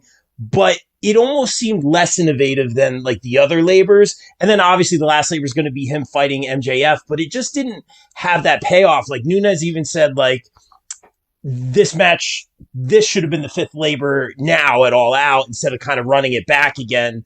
So it's interesting to me. Do you guys think, Jericho somewhat getting emotional, JR somewhat getting emotional in that last promo saying, hey, if I lose this match, I'll sit behind that desk and do commentary, which he would love to do. Honestly, maybe give his body a rest. Obviously, like Bill always says on the show, they cycle people in and out. We talk about Fozzy going on tour, all that kind of stuff. Now that the world is sort of kind of opening back up. It's interesting. This one could go either way. I'm going to pick, it smells good in here, the goodest brother. I'm going to say MJF wins this one again. And as Bill always says, Jericho's kind of out of the mix for a little bit, goes on tour, which we've been saying for a while now. But I'd love to see him at the Prudential Center. That Mike's been wanting to see, Vac's been wanting to sing Judas. That's his big selling point here. So we'll see. But Bill, tell us, why Judas is in your mind right now. Oh, it's always in my mind and in my heart. But this whole feud has been booked ass backwards. It's like, why did we start with Blood and Guts? Why did the Inner Circle beat the Pinnacle? I get to send the Jacksonville crowd home happy. But the Inner Circle has not been together since they won Double or Nothing, essentially. Jake Hager, where is he? Who knows? Not that I miss him. Sammy has not really been around with Jericho. So it's like, great. I think I read somewhere, don't quote me, that Hager hurt himself training for MMA fights. Oh, well, there you go. I figured he was doing a fight camp or something. But what they're doing here is, I think Jericho's going to win because it's just like the logic hasn't been here for how they booked this. It should have been they lose, the Inner Circle breaks up because MJF screwed them. And then he's like, you know what? I want more of a match against you. No, you got to do the 5 labors. And then the 5th labor should have been someone else. Or he lost the 5th labor. And then he was like, it should have been like, could have been anybody. I don't know. Am I the only one that's confused here? That am I having a, what's it called? A stroke? Something effect. The Mandela effect. Did they not say in the beginning of this whole Labors of Jericho that the 5th one was not going to be MJF? It was 5 stages and then MJF. No, they said the 5th was MJF, and then in your podcast chat, I said it. I was like, the 5th labor's MJF, and you were like, no, it's not, Kimmy. You're insane. I swear to God, I heard them say, "Where's the kazoo?" All right. Where's the kazoo? Also, MJF. Apparently, MJF did say he was going to be the referee, and then they didn't do that either. Don't make me give the disappointed dad look. Where's the Kimmy shame bell? Where's the Kimmy kazoo? Oh, the bell's like, wow, I'm not getting that. These two, Amanda, they just cats and dogs. I'm just here like, I'm that popcorn gift that's like, yeah, that's me. I'm enjoying this. Throwing it at your face at this point. But I just think the way they've been booking it's just been so odd. I think Jericho does go to commentary, and I think he does cycle out because at this point, Jericho doesn't need to be a full-time dude for AEW because you have Punk, you apparently maybe have Daniel Bryan, you maybe kind of hopefully have Adam Cole, plus you have all the new people you added like Malachi and Andrade, Wyatt. And no thanks, send him to Impact. I don't want him. I just don't no thanks. If you're going to give me a Wyndham or a Rotunda, give me Barry Windham from 30, 40 years ago. That's what I want. Hot take. 30, 40 years ago? Come on, Barry Windham. Come on. No, not that. I just don't want Bray Wyatt. No, I just don't. I'm very adamant about that. But regardless, I just think Jericho wins because it's just the way they've been booking it. It hasn't been logical. The logic says MJF should win and MJF should go to Punk or he should go to some of these other people, or we should start positioning him and maybe against Darby Allin or someone else. We need to get him away from Jericho. But I just see Jericho winning this match. I don't love that result. Would I love it if Jericho, because we don't have much of the Inner Circle, someone tries to interfere, Jericho pays off. We see Juventud and Nick Gage come back to take out the other guys because, he shit talked them after they lost. That'd be kind of cool. But, or Nick Gage comes to attack Moxley at the end, which I also wouldn't hate. I just see Jericho going to win this match. I don't love that pick, but that's who I think is going to win. Wow, that's interesting. I'm going with your theory of people being cycled out, Bill. So I thought you were going to go the other way, man. And you bring up the Pinnacle and the Inner Circle a lot. It's weird because those are two factions that have always kind of been together yet separate through everything. I kind of forgot about the Pinnacle going on right now. Well, I kind of forgot about the Inner Circle. Different because I don't know if they know what FTR. We don't know if FTR can still go, so they might be having to reshuffle that deck. Sure. So I just see Jericho winning. Yeah. Amanda, what do you think about this one? I went back and forth a lot on this one because the storytelling, I agree. It started off okay. And then it kind of just, for me, it definitely got confusing. I feel like all the pieces are in place. I mean, hearing that JR is going to step back from full-time commentary. I mean, the pieces are falling into place for Jericho to jump in, but I feel like it's almost a little too obvious for Jericho to retire or to, again, the pieces are in place, but I feel like it's kind of obvious pieces. So I feel like Jericho's going to win this for multiple reasons. I kind of went back and forth. I'm not crazy about it either. I'd like MJF to go over, but I feel like the way the obvious pieces are placed, it's almost too obvious where you're thinking, oh, Jericho is going to lose. He's going to retire. I don't think they're going to go that direction. I think Jericho's going to win it. And I don't think, again, he doesn't need to be a full-time wrestler. I agree that he's done everything he needs to. He came in at the beginning when this company was new and they needed names, but now you have, and they needed to get to kind of build the momentum, but now you have a more established roster. Time has passed. And, Jericho has, and go see a Fozzy show. I actually got lucky seeing one and it was amazing, by the way. Oh, wow. Staying the whole night. It is so good. It's so much fun. So good. It's so good. The whole time, singing all night. And I had no voice the next day. It was fantastic. So please go see a Fozzy show. But I feel like Jericho's going to be the obvious, again, it's kind of diluted storytelling, but also I feel like, again, the obvious pieces of Jericho retiring are too obvious. So I think he's gonna win. Yeah, wow, very, very interesting. I thought everyone might just go MJF, but this is interesting. Reese in the chat saying I'll actually be singing Judas on Sunday in a movie theater. Yeah, I know a lot of the movie theaters are showing All Out. I might be going to one, or might be doing something here. Very interesting. People shouting out Fozzy saying, yeah, really great show. That's amazing. Great show. That's what I hear. Good as sister, get my back on this one. Are we agreeing here? I'm not seeing you shaking your head at me as usual, so. We are agreeing, but now I want to change my pick because we are agreeing. Wow, ouch. Jesus, punch him right in the mouth. Ooh. I don't know. I was very confused because I feel like it makes sense for MJF to win and go on. I feel like MJF could go with Miro for the TNT title after this. I feel like he could do that. I know we mentioned him and Punk. I think you very much have to wait for that. Because of just the promos those two can produce. You gotta wait. Not necessarily. Why? Because Punk is not going to be himself forever. Why wait? Because what are you waiting for? A pay-per-view? I wouldn't want that match to be on a Dynamite. Yeah. Hashtag fight forever. I'm not saying to do it the following week on Dynamite. I'm saying wait till a pay-per-view. Okay. Hey, we're good? Yeah. Okay. So, I think just because Jericho's done commentary multiple times, I think it's kind of like training him to be in that position full time. So I'm going to pick MJF. And if I'm wrong, it's Rob's fault. Blame Rob too. Yeah. Hashtag blame Rob. Yeah, I'm used to that. Thanks so much. Hashtag fun that sting. Kimmy's like, you stupid idiot. What do you got, Kyle? I made the list, bro. Ask him. What do you got? See, I like that it's you look at it and it's oh, it's obvious. So Jericho is saying he must retire. So then the obvious pick would be that Jericho is going to win. But then you can look at it the other way. It's like they'd make you think that he's going to win, but then he actually loses and he does retire because of how obvious it is.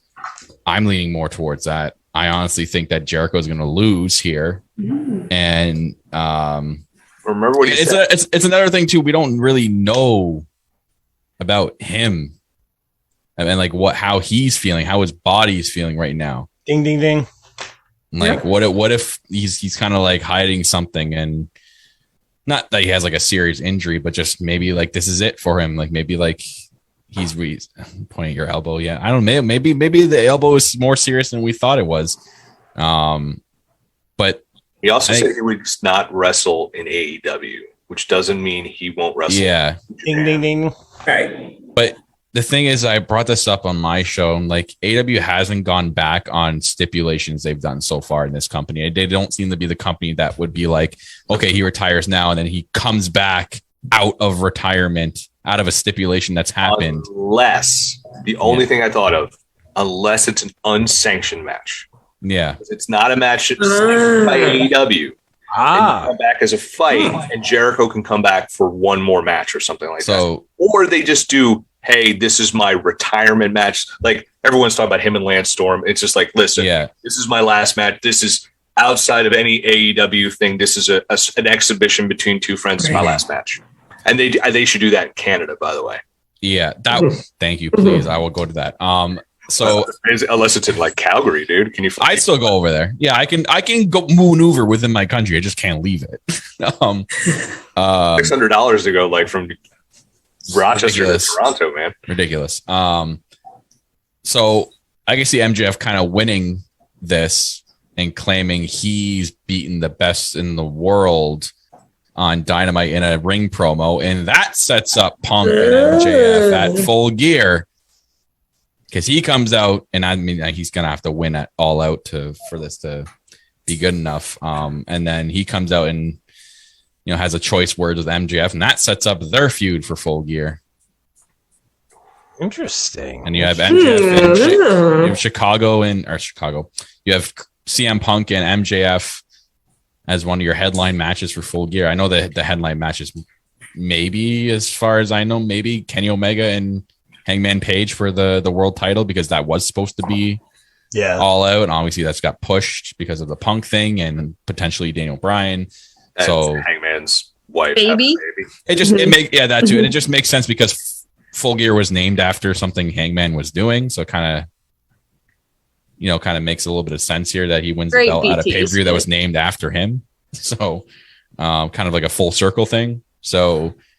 But yeah, I'm going to pick MJF going over Jericho. I think it's going to happen. I think it's going to be it. Yeah, I think He's fucking 50-something years old, man. Like, come on. Yeah, dude. Yeah, I think we covered all the bases on that one. Really well said, guys. Let's take it to what assumingly will be our main event of the evening. Kenny Omega, Mega Champion, taking on Christian Cage.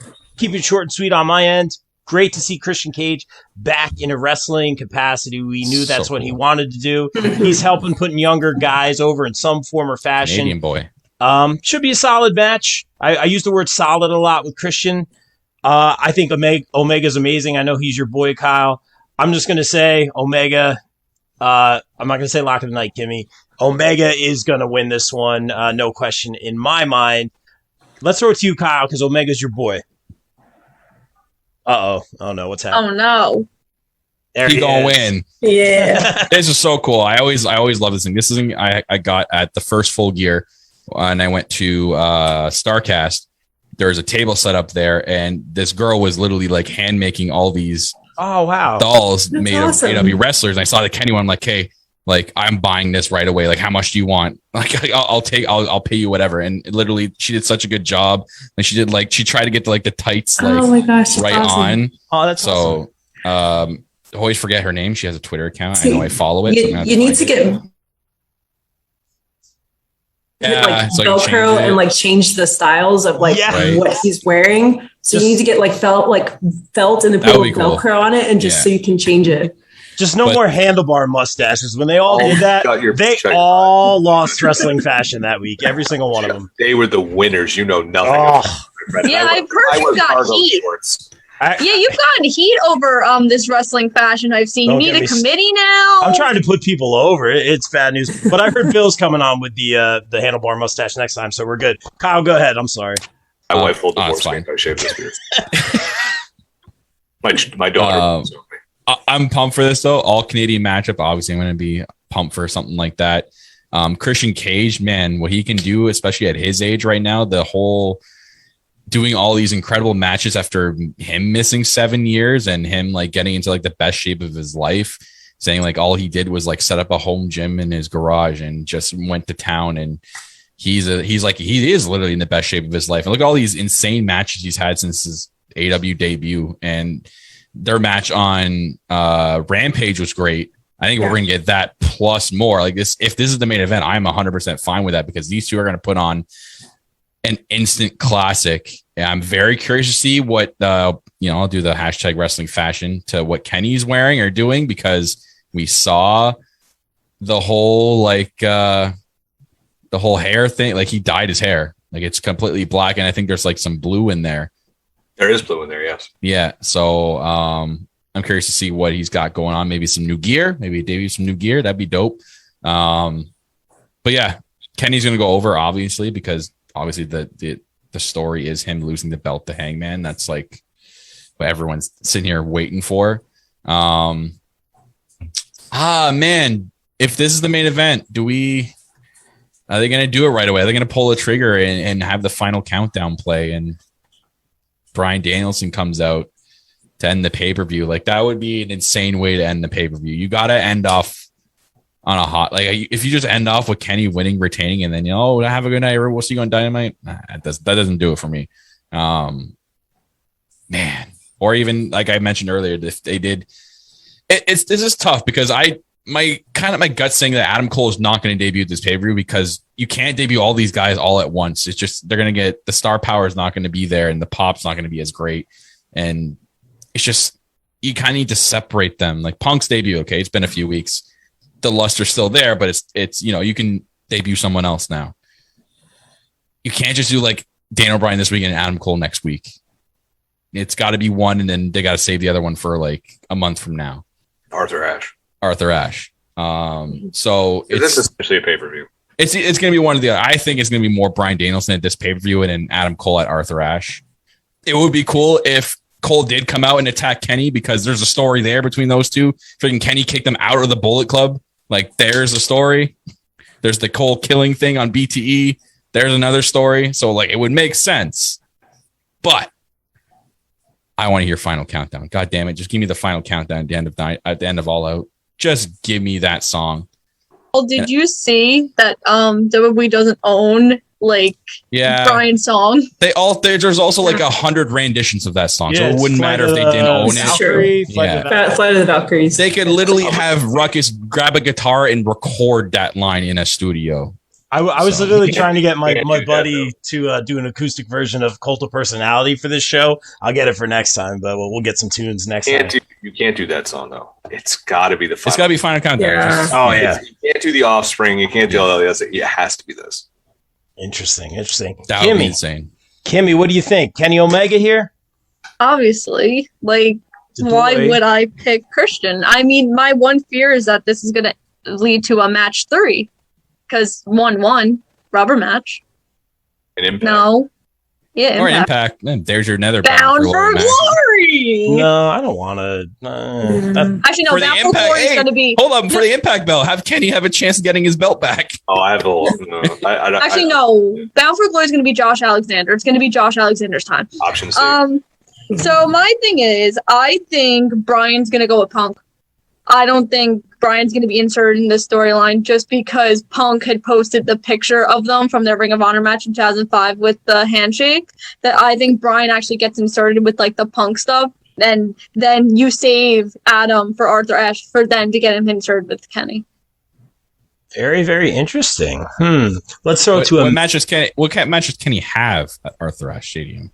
Oh, I'm just saying like a backstage or something. I don't think Kenny has a match at Arthur Ashe. I think that's when our favorite whiskey drinking cowboy comes back. Oh, okay. Because that's if it's not, because like the easy one is he comes back for that Virginia show they have because he's from Virginia. But I could see no matter how many people they could add, Hangman's still the guy. He's still the guy we all want to see. Interesting. Come back on a horse. I'm just excited for these live shows. Amanda, what do you think about this one? I think Kenny's going to retain, absolutely, or Kenny's going to win, absolutely. Just and Christian, he's in the best shape of his life. I mean, his matches have been killer. I agree, killer since coming back, and just it's amazing to see. It motivates me to get my butt in the gym and like keep working out because I'm like I have no excuse, for Christian just coming in and tearing it up. But Kenny is going to retain. I went back and forth on who I felt like would. Because I feel like we're going to have something happen at the end of that match. Whether, I went thinking like, could it be Adam Cole? Could it be Daniel Bryan? But then I'm like, would they put Daniel Bryan out now, coming fresh off of CM Punk? The reports are because I think it was supposed to be Arthur Ashe, but they pushed it just because they didn't know what was going to happen at Arthur Ashe. Yeah, we're still up in the air on that. Yeah. So so I'm wondering if Daniel Bryan actually will come out for I kind of think they may be waiting for him a little bit longer. I think we may see him come out a little later where maybe he'd have his own, because I mean, we're already having a night of couple of debuts. So, and it's CM Punk's moment coming back, first moment. So why not save Daniel Bryan for a time where it's going to be Daniel Bryan getting that big pop? I mean, it's possible. This seems a little lackluster, but like, Darby comes out with Sting. What if Punk comes out with Daniel Bryan? Nah, you overshadow the match. Yeah. So, I kind of went back and forth on it. I mean, could it be that they bring back Hangman at this point? I was thinking that too. Yeah. That's crossed my mind. That's crossed my mind a lot. Yes. Adam Cole would be like an obvious answer, but could it be Hangman? I don't know. I went back a lot. And I'm still, again, Kenny. I know is gonna win. He's gonna win. But who? For me, the question was who is gonna come out. Something big has to happen, especially if this is gonna main event. Something big has to happen.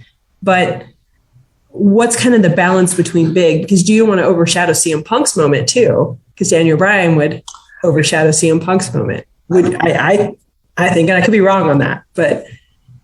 I don't think it would, because it was like the guy that we never thought would come back. Like there was a good chance, like Kyle even said it on, I don't know if it's this show or another show, where he's like, if Punk doesn't come back now, like within the next few months when we talked about it, he's never coming back. And I agree with him. And so it's like if he didn't, so I don't think anyone's ever going to, I don't know if anyone could take that moment away. Right. It's now a seminal moment for AEW. By the way, totally changing my pick on the Jericho match. MJF's going to win because I was just like, oh, they're going to debut someone. So they have to take Jericho out because that's true. Have Jericho also there in the ring because it's just like now you have too many people. I mean, for me, I guess I'll just go. There he is. There he is. You can't hear anything. Speaking of CM, no, I really can't. There you go. But say hi to everybody. What's going on, everybody? It smells amazing. There he is. Hello. I see a bunch of best in the worlds in here. There you go, Omega. Damn right. Hey, oh, come on, Omega. That's probably lock of the night. Yeah. No. So he can say it. Nunez could say it. He's allowed. He's allowed. Oh, is that? No one in. Mine's a little custom. Oh, I like it. Are we not allowed to say lock of the night anymore? No. Rob can't say it. We know. Wait, why, Kimmy? Why can't we say it? Because Rob says it for the most obvious matches. He just can't take a risk. Do you not realize that Rob and I are the same person? Exactly. So because he can't say it. Britt Baker and lock of the night. I mean, that's pretty locked too, even though I love Statlander. So if you could tell your best friend over there to take a risk with a lock of the night, then maybe I'll allow you to bring it back. You also have to tell your best friend to start taking some risks. You know what I'm talking about. I have no idea what you're talking about, Bill. You do. You absolutely know what I'm talking about. You son of a bitch. Yeah, you're not wrong on that one. He knows. He knows. But yeah, Omega. We're going with Omega. Come on. Great sure? pick. Well, okay. Sure about that? Does someone come out afterwards? Is there a debut? I don't know. There's so many of them. We could go with this. We could go with this. Yeah. We could bring up a lantern and be like, "We're here." Oh, you want to make me just cry? Are we gonna do all three? Are all three gonna come out? All three. The new Wyatt family. Oversaturated. Just completely oversaturated. I mean, there's already enough factions. Might as well add another one. So it's going to be Okada, Tanahashi, Bray Wyatt, Daniel Bryan, Adam Cole, Charlotte Flair. No, it's going to be David Flair. It's going to be Punk, Adam Cole, Daniel Bryan. They're going to be called For Honor, or it's gonna be called the Undisputed Family. Oh. The Undisputed Error. The Undisputed. What's that error? That you let us walk. I mean, that's fair. Yeah. I'm going to go Omega as well because I think it's obvious. I agree with Rob. I was always like in that realm of Christian's just solid. He puts on solid matches. But since it's been AEW, I'm like, holy shit. Why did I not like Christian matches before this? These are great. His match with Omega. What? It was let him do it. Omega, like his match with Omega was incredible. It really was. It was so good. The as a kill switch, I guess they're calling it on the chair. Oh my God. Yeah. It was absurd. It'll forever be the unprettier. Okay. That's fair. Not the Impaler.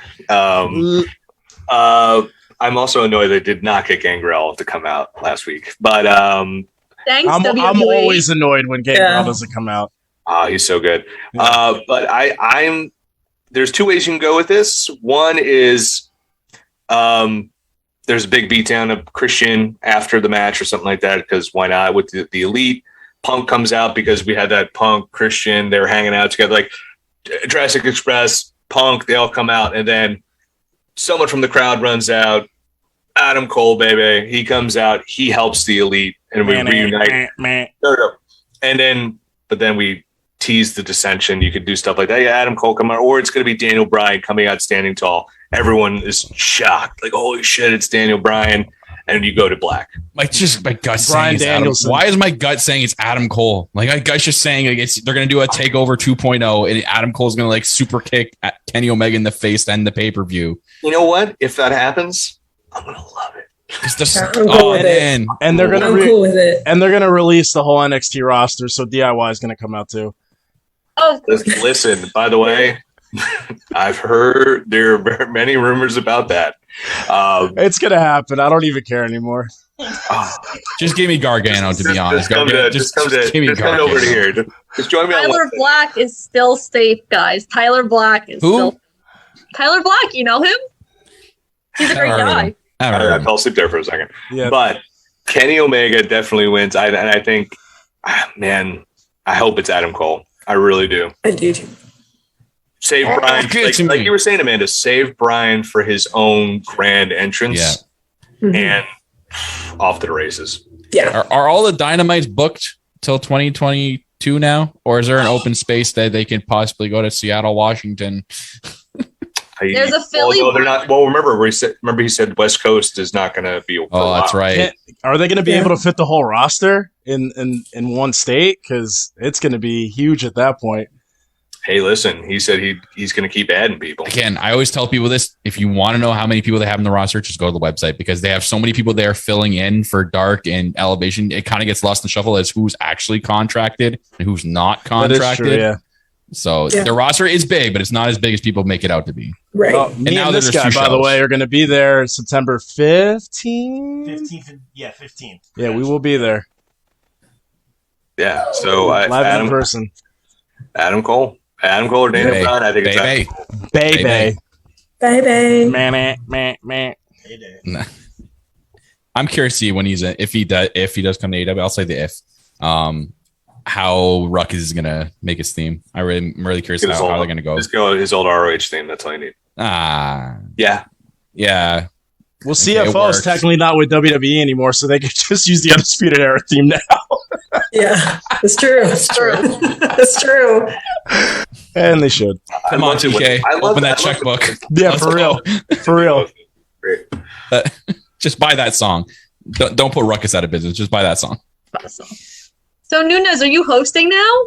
Yeah. I don't know what's going on. Here, we're I'm done now. gonna give it back to predicted this guy. we He's predicted every holding match. a note up, and I don't know what to actually. Shameless. We're going to the end. We're doing shameless. It looked like chicken scratch to okay. me. You know, dude. It definitely did. Oh boy. It looked like it He's said really Shane the Douglas on it. It's That's a- his pick. It's a Shane Douglas. Douglas, Oh, the franchise is coming out. please help me. Let's get some of that shameless promo. Kimmy, get that laundry list going, all right? God damn it. Bye, Nunes. Oh, everyone's saying bye, Nunes. They love you. Hi. He's the nicest man. He is. Nicest He smelling. seems really cool, and I'm jealous of his shirt. Like that ringer. I mean, just the demand on pro Oh, don't wrestling. get Kyle started. Kyle is fighting with PWTs because he didn't get his stupid ringer shirt. He ranted on his podcast for 20 minutes. I have a legitimate excuse though because I You ordered his do. shirt within 10 minutes of his You debut did. before they advertised the white shirt, and I fucking got the white shirt. No. Yeah, That ain't right. and their One of excuse my was, friends. "Oh, the global AEW company never could sell the ringer shirt." I'm like, then why the fuck did you advertise it? Oh, Wow, Yeah, that's so Let me interesting. talk. You know what you should I've have sent 3 emails to them that haven't been responded. They've only responded to the first one. should have talked to Tony Khan on the media call and be like, No, Tony, I wasn't going to be that person.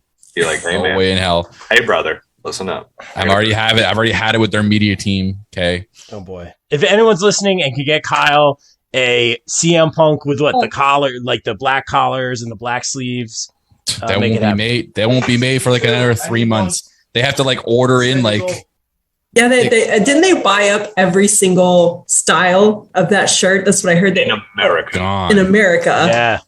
That's wild. He's Yeah. already made his money back from Punk's contract. That's it. Yeah. Seriously. All right. Listen, all I'm hoping for is ice cream bars in Newark. You're darn tootin'. That's right. Kimmy, hit us with that shameless promo. Let's get out of here. I'm still waiting for my CM Punk shirt. PWT sent me a nice email saying that they're on back order and I'll get it soon. So if I get a ringer shirt, Kyle, I'll make sure to let you know first. Yee. Fight I forever. hope he lets me on the AEP tomorrow. That bell looks pretty nice up there. Are you gonna by the way, after this, answer my text. So Uh-oh. the Legend of the Ring. Let's promote the crap out of that. October 3rd. If you are in the New York, New Jersey area, please head out to Legend of the Ring because we got Lana. We got the Inspiration, for also known as the Iconics, in their first post WWE appearance. Yeah, we did that thing. Yes, I know you two are gonna be there. I'm just pointing at us. I'm not. Isn't it insinuating October anything.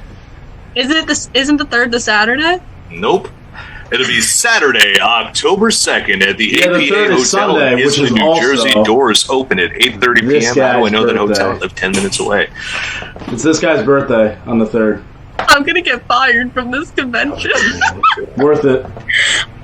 So yeah, check that out at what everything Bill said sorry. because James and Terrence don't fire me because I like working for you guys. Anyway, let's talk about Ring of Honor. That's something I know off the top of my head. So the semifinals for the Ring of Honor Women's Tournament is this Monday. We got Angelina Love versus Roxy. Then we have Trish Adora versus Miranda Alzay. And both Bill and I's final pick is actually in the final 4. And I'm kind of scared that my pick is going to lose. But I'm going to hold out hope for my prodigy, Roxy. So make sure to check that out. And the finals is at Death Before Dishonor, which is also in the local area because it's in Pennsylvania at the old ECW Arena. So if you haven't bought your tickets to that, check it out. What else do I do? Oh, I have a show on Kyle's YouTube channel, which is coming back after I come back from Minnesota. So check out the No Holds Barred Network. You'll see all my reviews for Raw, SmackDown, NXT, and AEW, where you could also see Kyle, but I'll let Kyle promote No Holds Barred Network. I'm also on the PopBreak.com with Bill. I'll be reviewing some Dynamites coming up, as I got a beautiful email from the Mr. Bodkin over there. So thanks. And you can also see the last media call for AEW I covered. So you could see that too. And a bunch of other stuff I do. And I think that's it. I don't know. And she's like Apollo Creed. There's so much stuff to roll off there. Can you guys hear us? I'm done. I love Bob and Nunez are on. They're on a mute right now, and they're talking. Oh, no. Yeah, they're like probably going bad about it. Yeah, they are. Keep going. I knew it. Oh, man. Hey, I'm Bill Bodkin. I'll just promote my stuff now. If you must follow me on Twitter, I am at Bodkin Writes, WRITES. If you must follow me, I just mostly tweet about wrestling, but most importantly, I tweet about stuff from thepopbreak.com, which is celebrating 12 years this month. Thepopbreak.com is my baby. I have been running it for 12 years. It is a digital pop culture magazine covering film, television, music, anime, pop culture trends, digital trends, pro wrestling, and comic books. Follow us on Twitter at The Pop Break, on Instagram at thepopbreak/popbreak.com, all spelled out on Facebook. I am the co-host of the socially distanced podcast, the flagship podcast, thepopbreak.com, which drops every single Friday on Spotify, Anchor, Google, and Apple Podcasts. We have a whole podcast network on those same platforms. Check out the following podcast hubs, which is Pop Break TV, the Breakcast, and The Winner Still Is, and the Way Too Early Oscar podcast. And I'm here a lot talking AEW mostly, and when Rob wants me to get angry about WWE. So, hey. Those are the best podcasts. The one you joined the WWE. You always got to bring that up. Are we back in? Same thing. You guys can hear us now? Yeah. Yes. I was trying to do multiple mics real quick. Kyle, talk to us about the Holds Bar Network.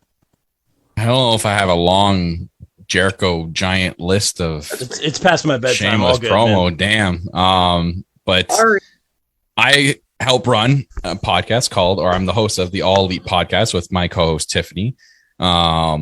We also do the No Holds Bar Network as a whole. So this podcast is available on that network. She does a bunch of other podcasts on there. It has more on the independent wrestling side. She goes to a lot of wrestling independent shows in the New York tri-state area. So she does a lot of coverage for them.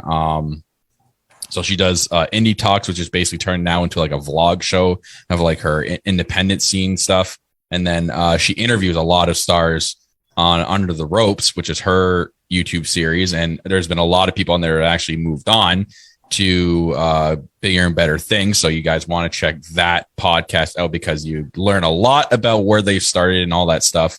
And I know she's trying really hard to get Alex Zane back on because she wants to ask him about his little WWE journey that he's recently had. But mainly I run the Ollie podcast. Me and Tiffany talk about everything in the AEW world, whether it's BTE, Dark, Dynamite, Rampage, whatever future show they want to add to the cycle, we'll talk about on the show.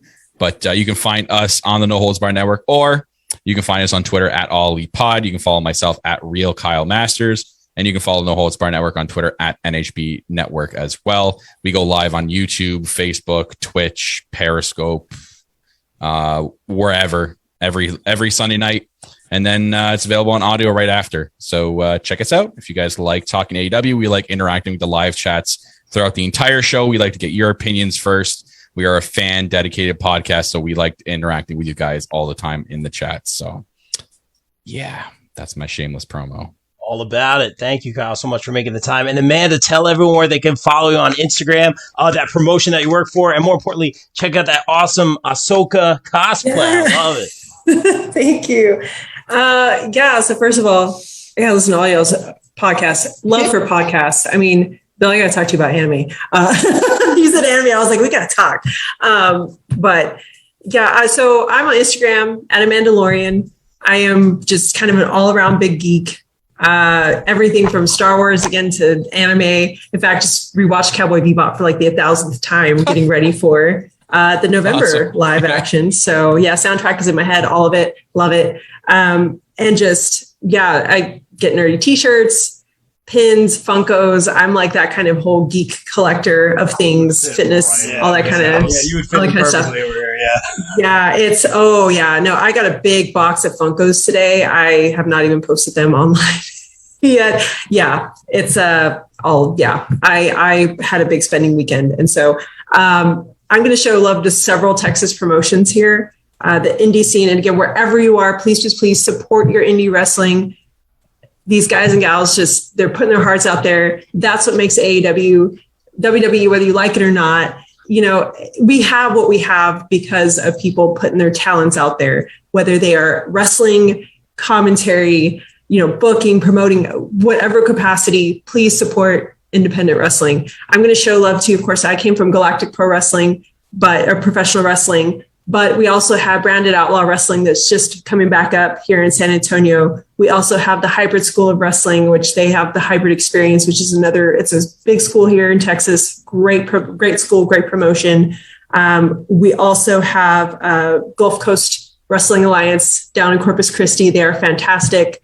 I'm also going to show love to Puro Pinche Wrestling over in Kingsville. They are fantastic as well. So we have a lot of just happening promotions here in Texas. And I know there's many promotions across the country, but please, please, please support your indie wrestling, support wrestling. Let's show love to each other. This was amazing. Thank you for having me. Peace and love. I love geeking out with like my fellow nerds, and it's the best thing ever. So thank you guys for having me here tonight. I appreciate y'all so much. Anytime. Very well said. Thank you guys for making the time. And like we always say here on the BCP, everyone stay safe, stay positive, take care of each other. We out. Peace. Peace.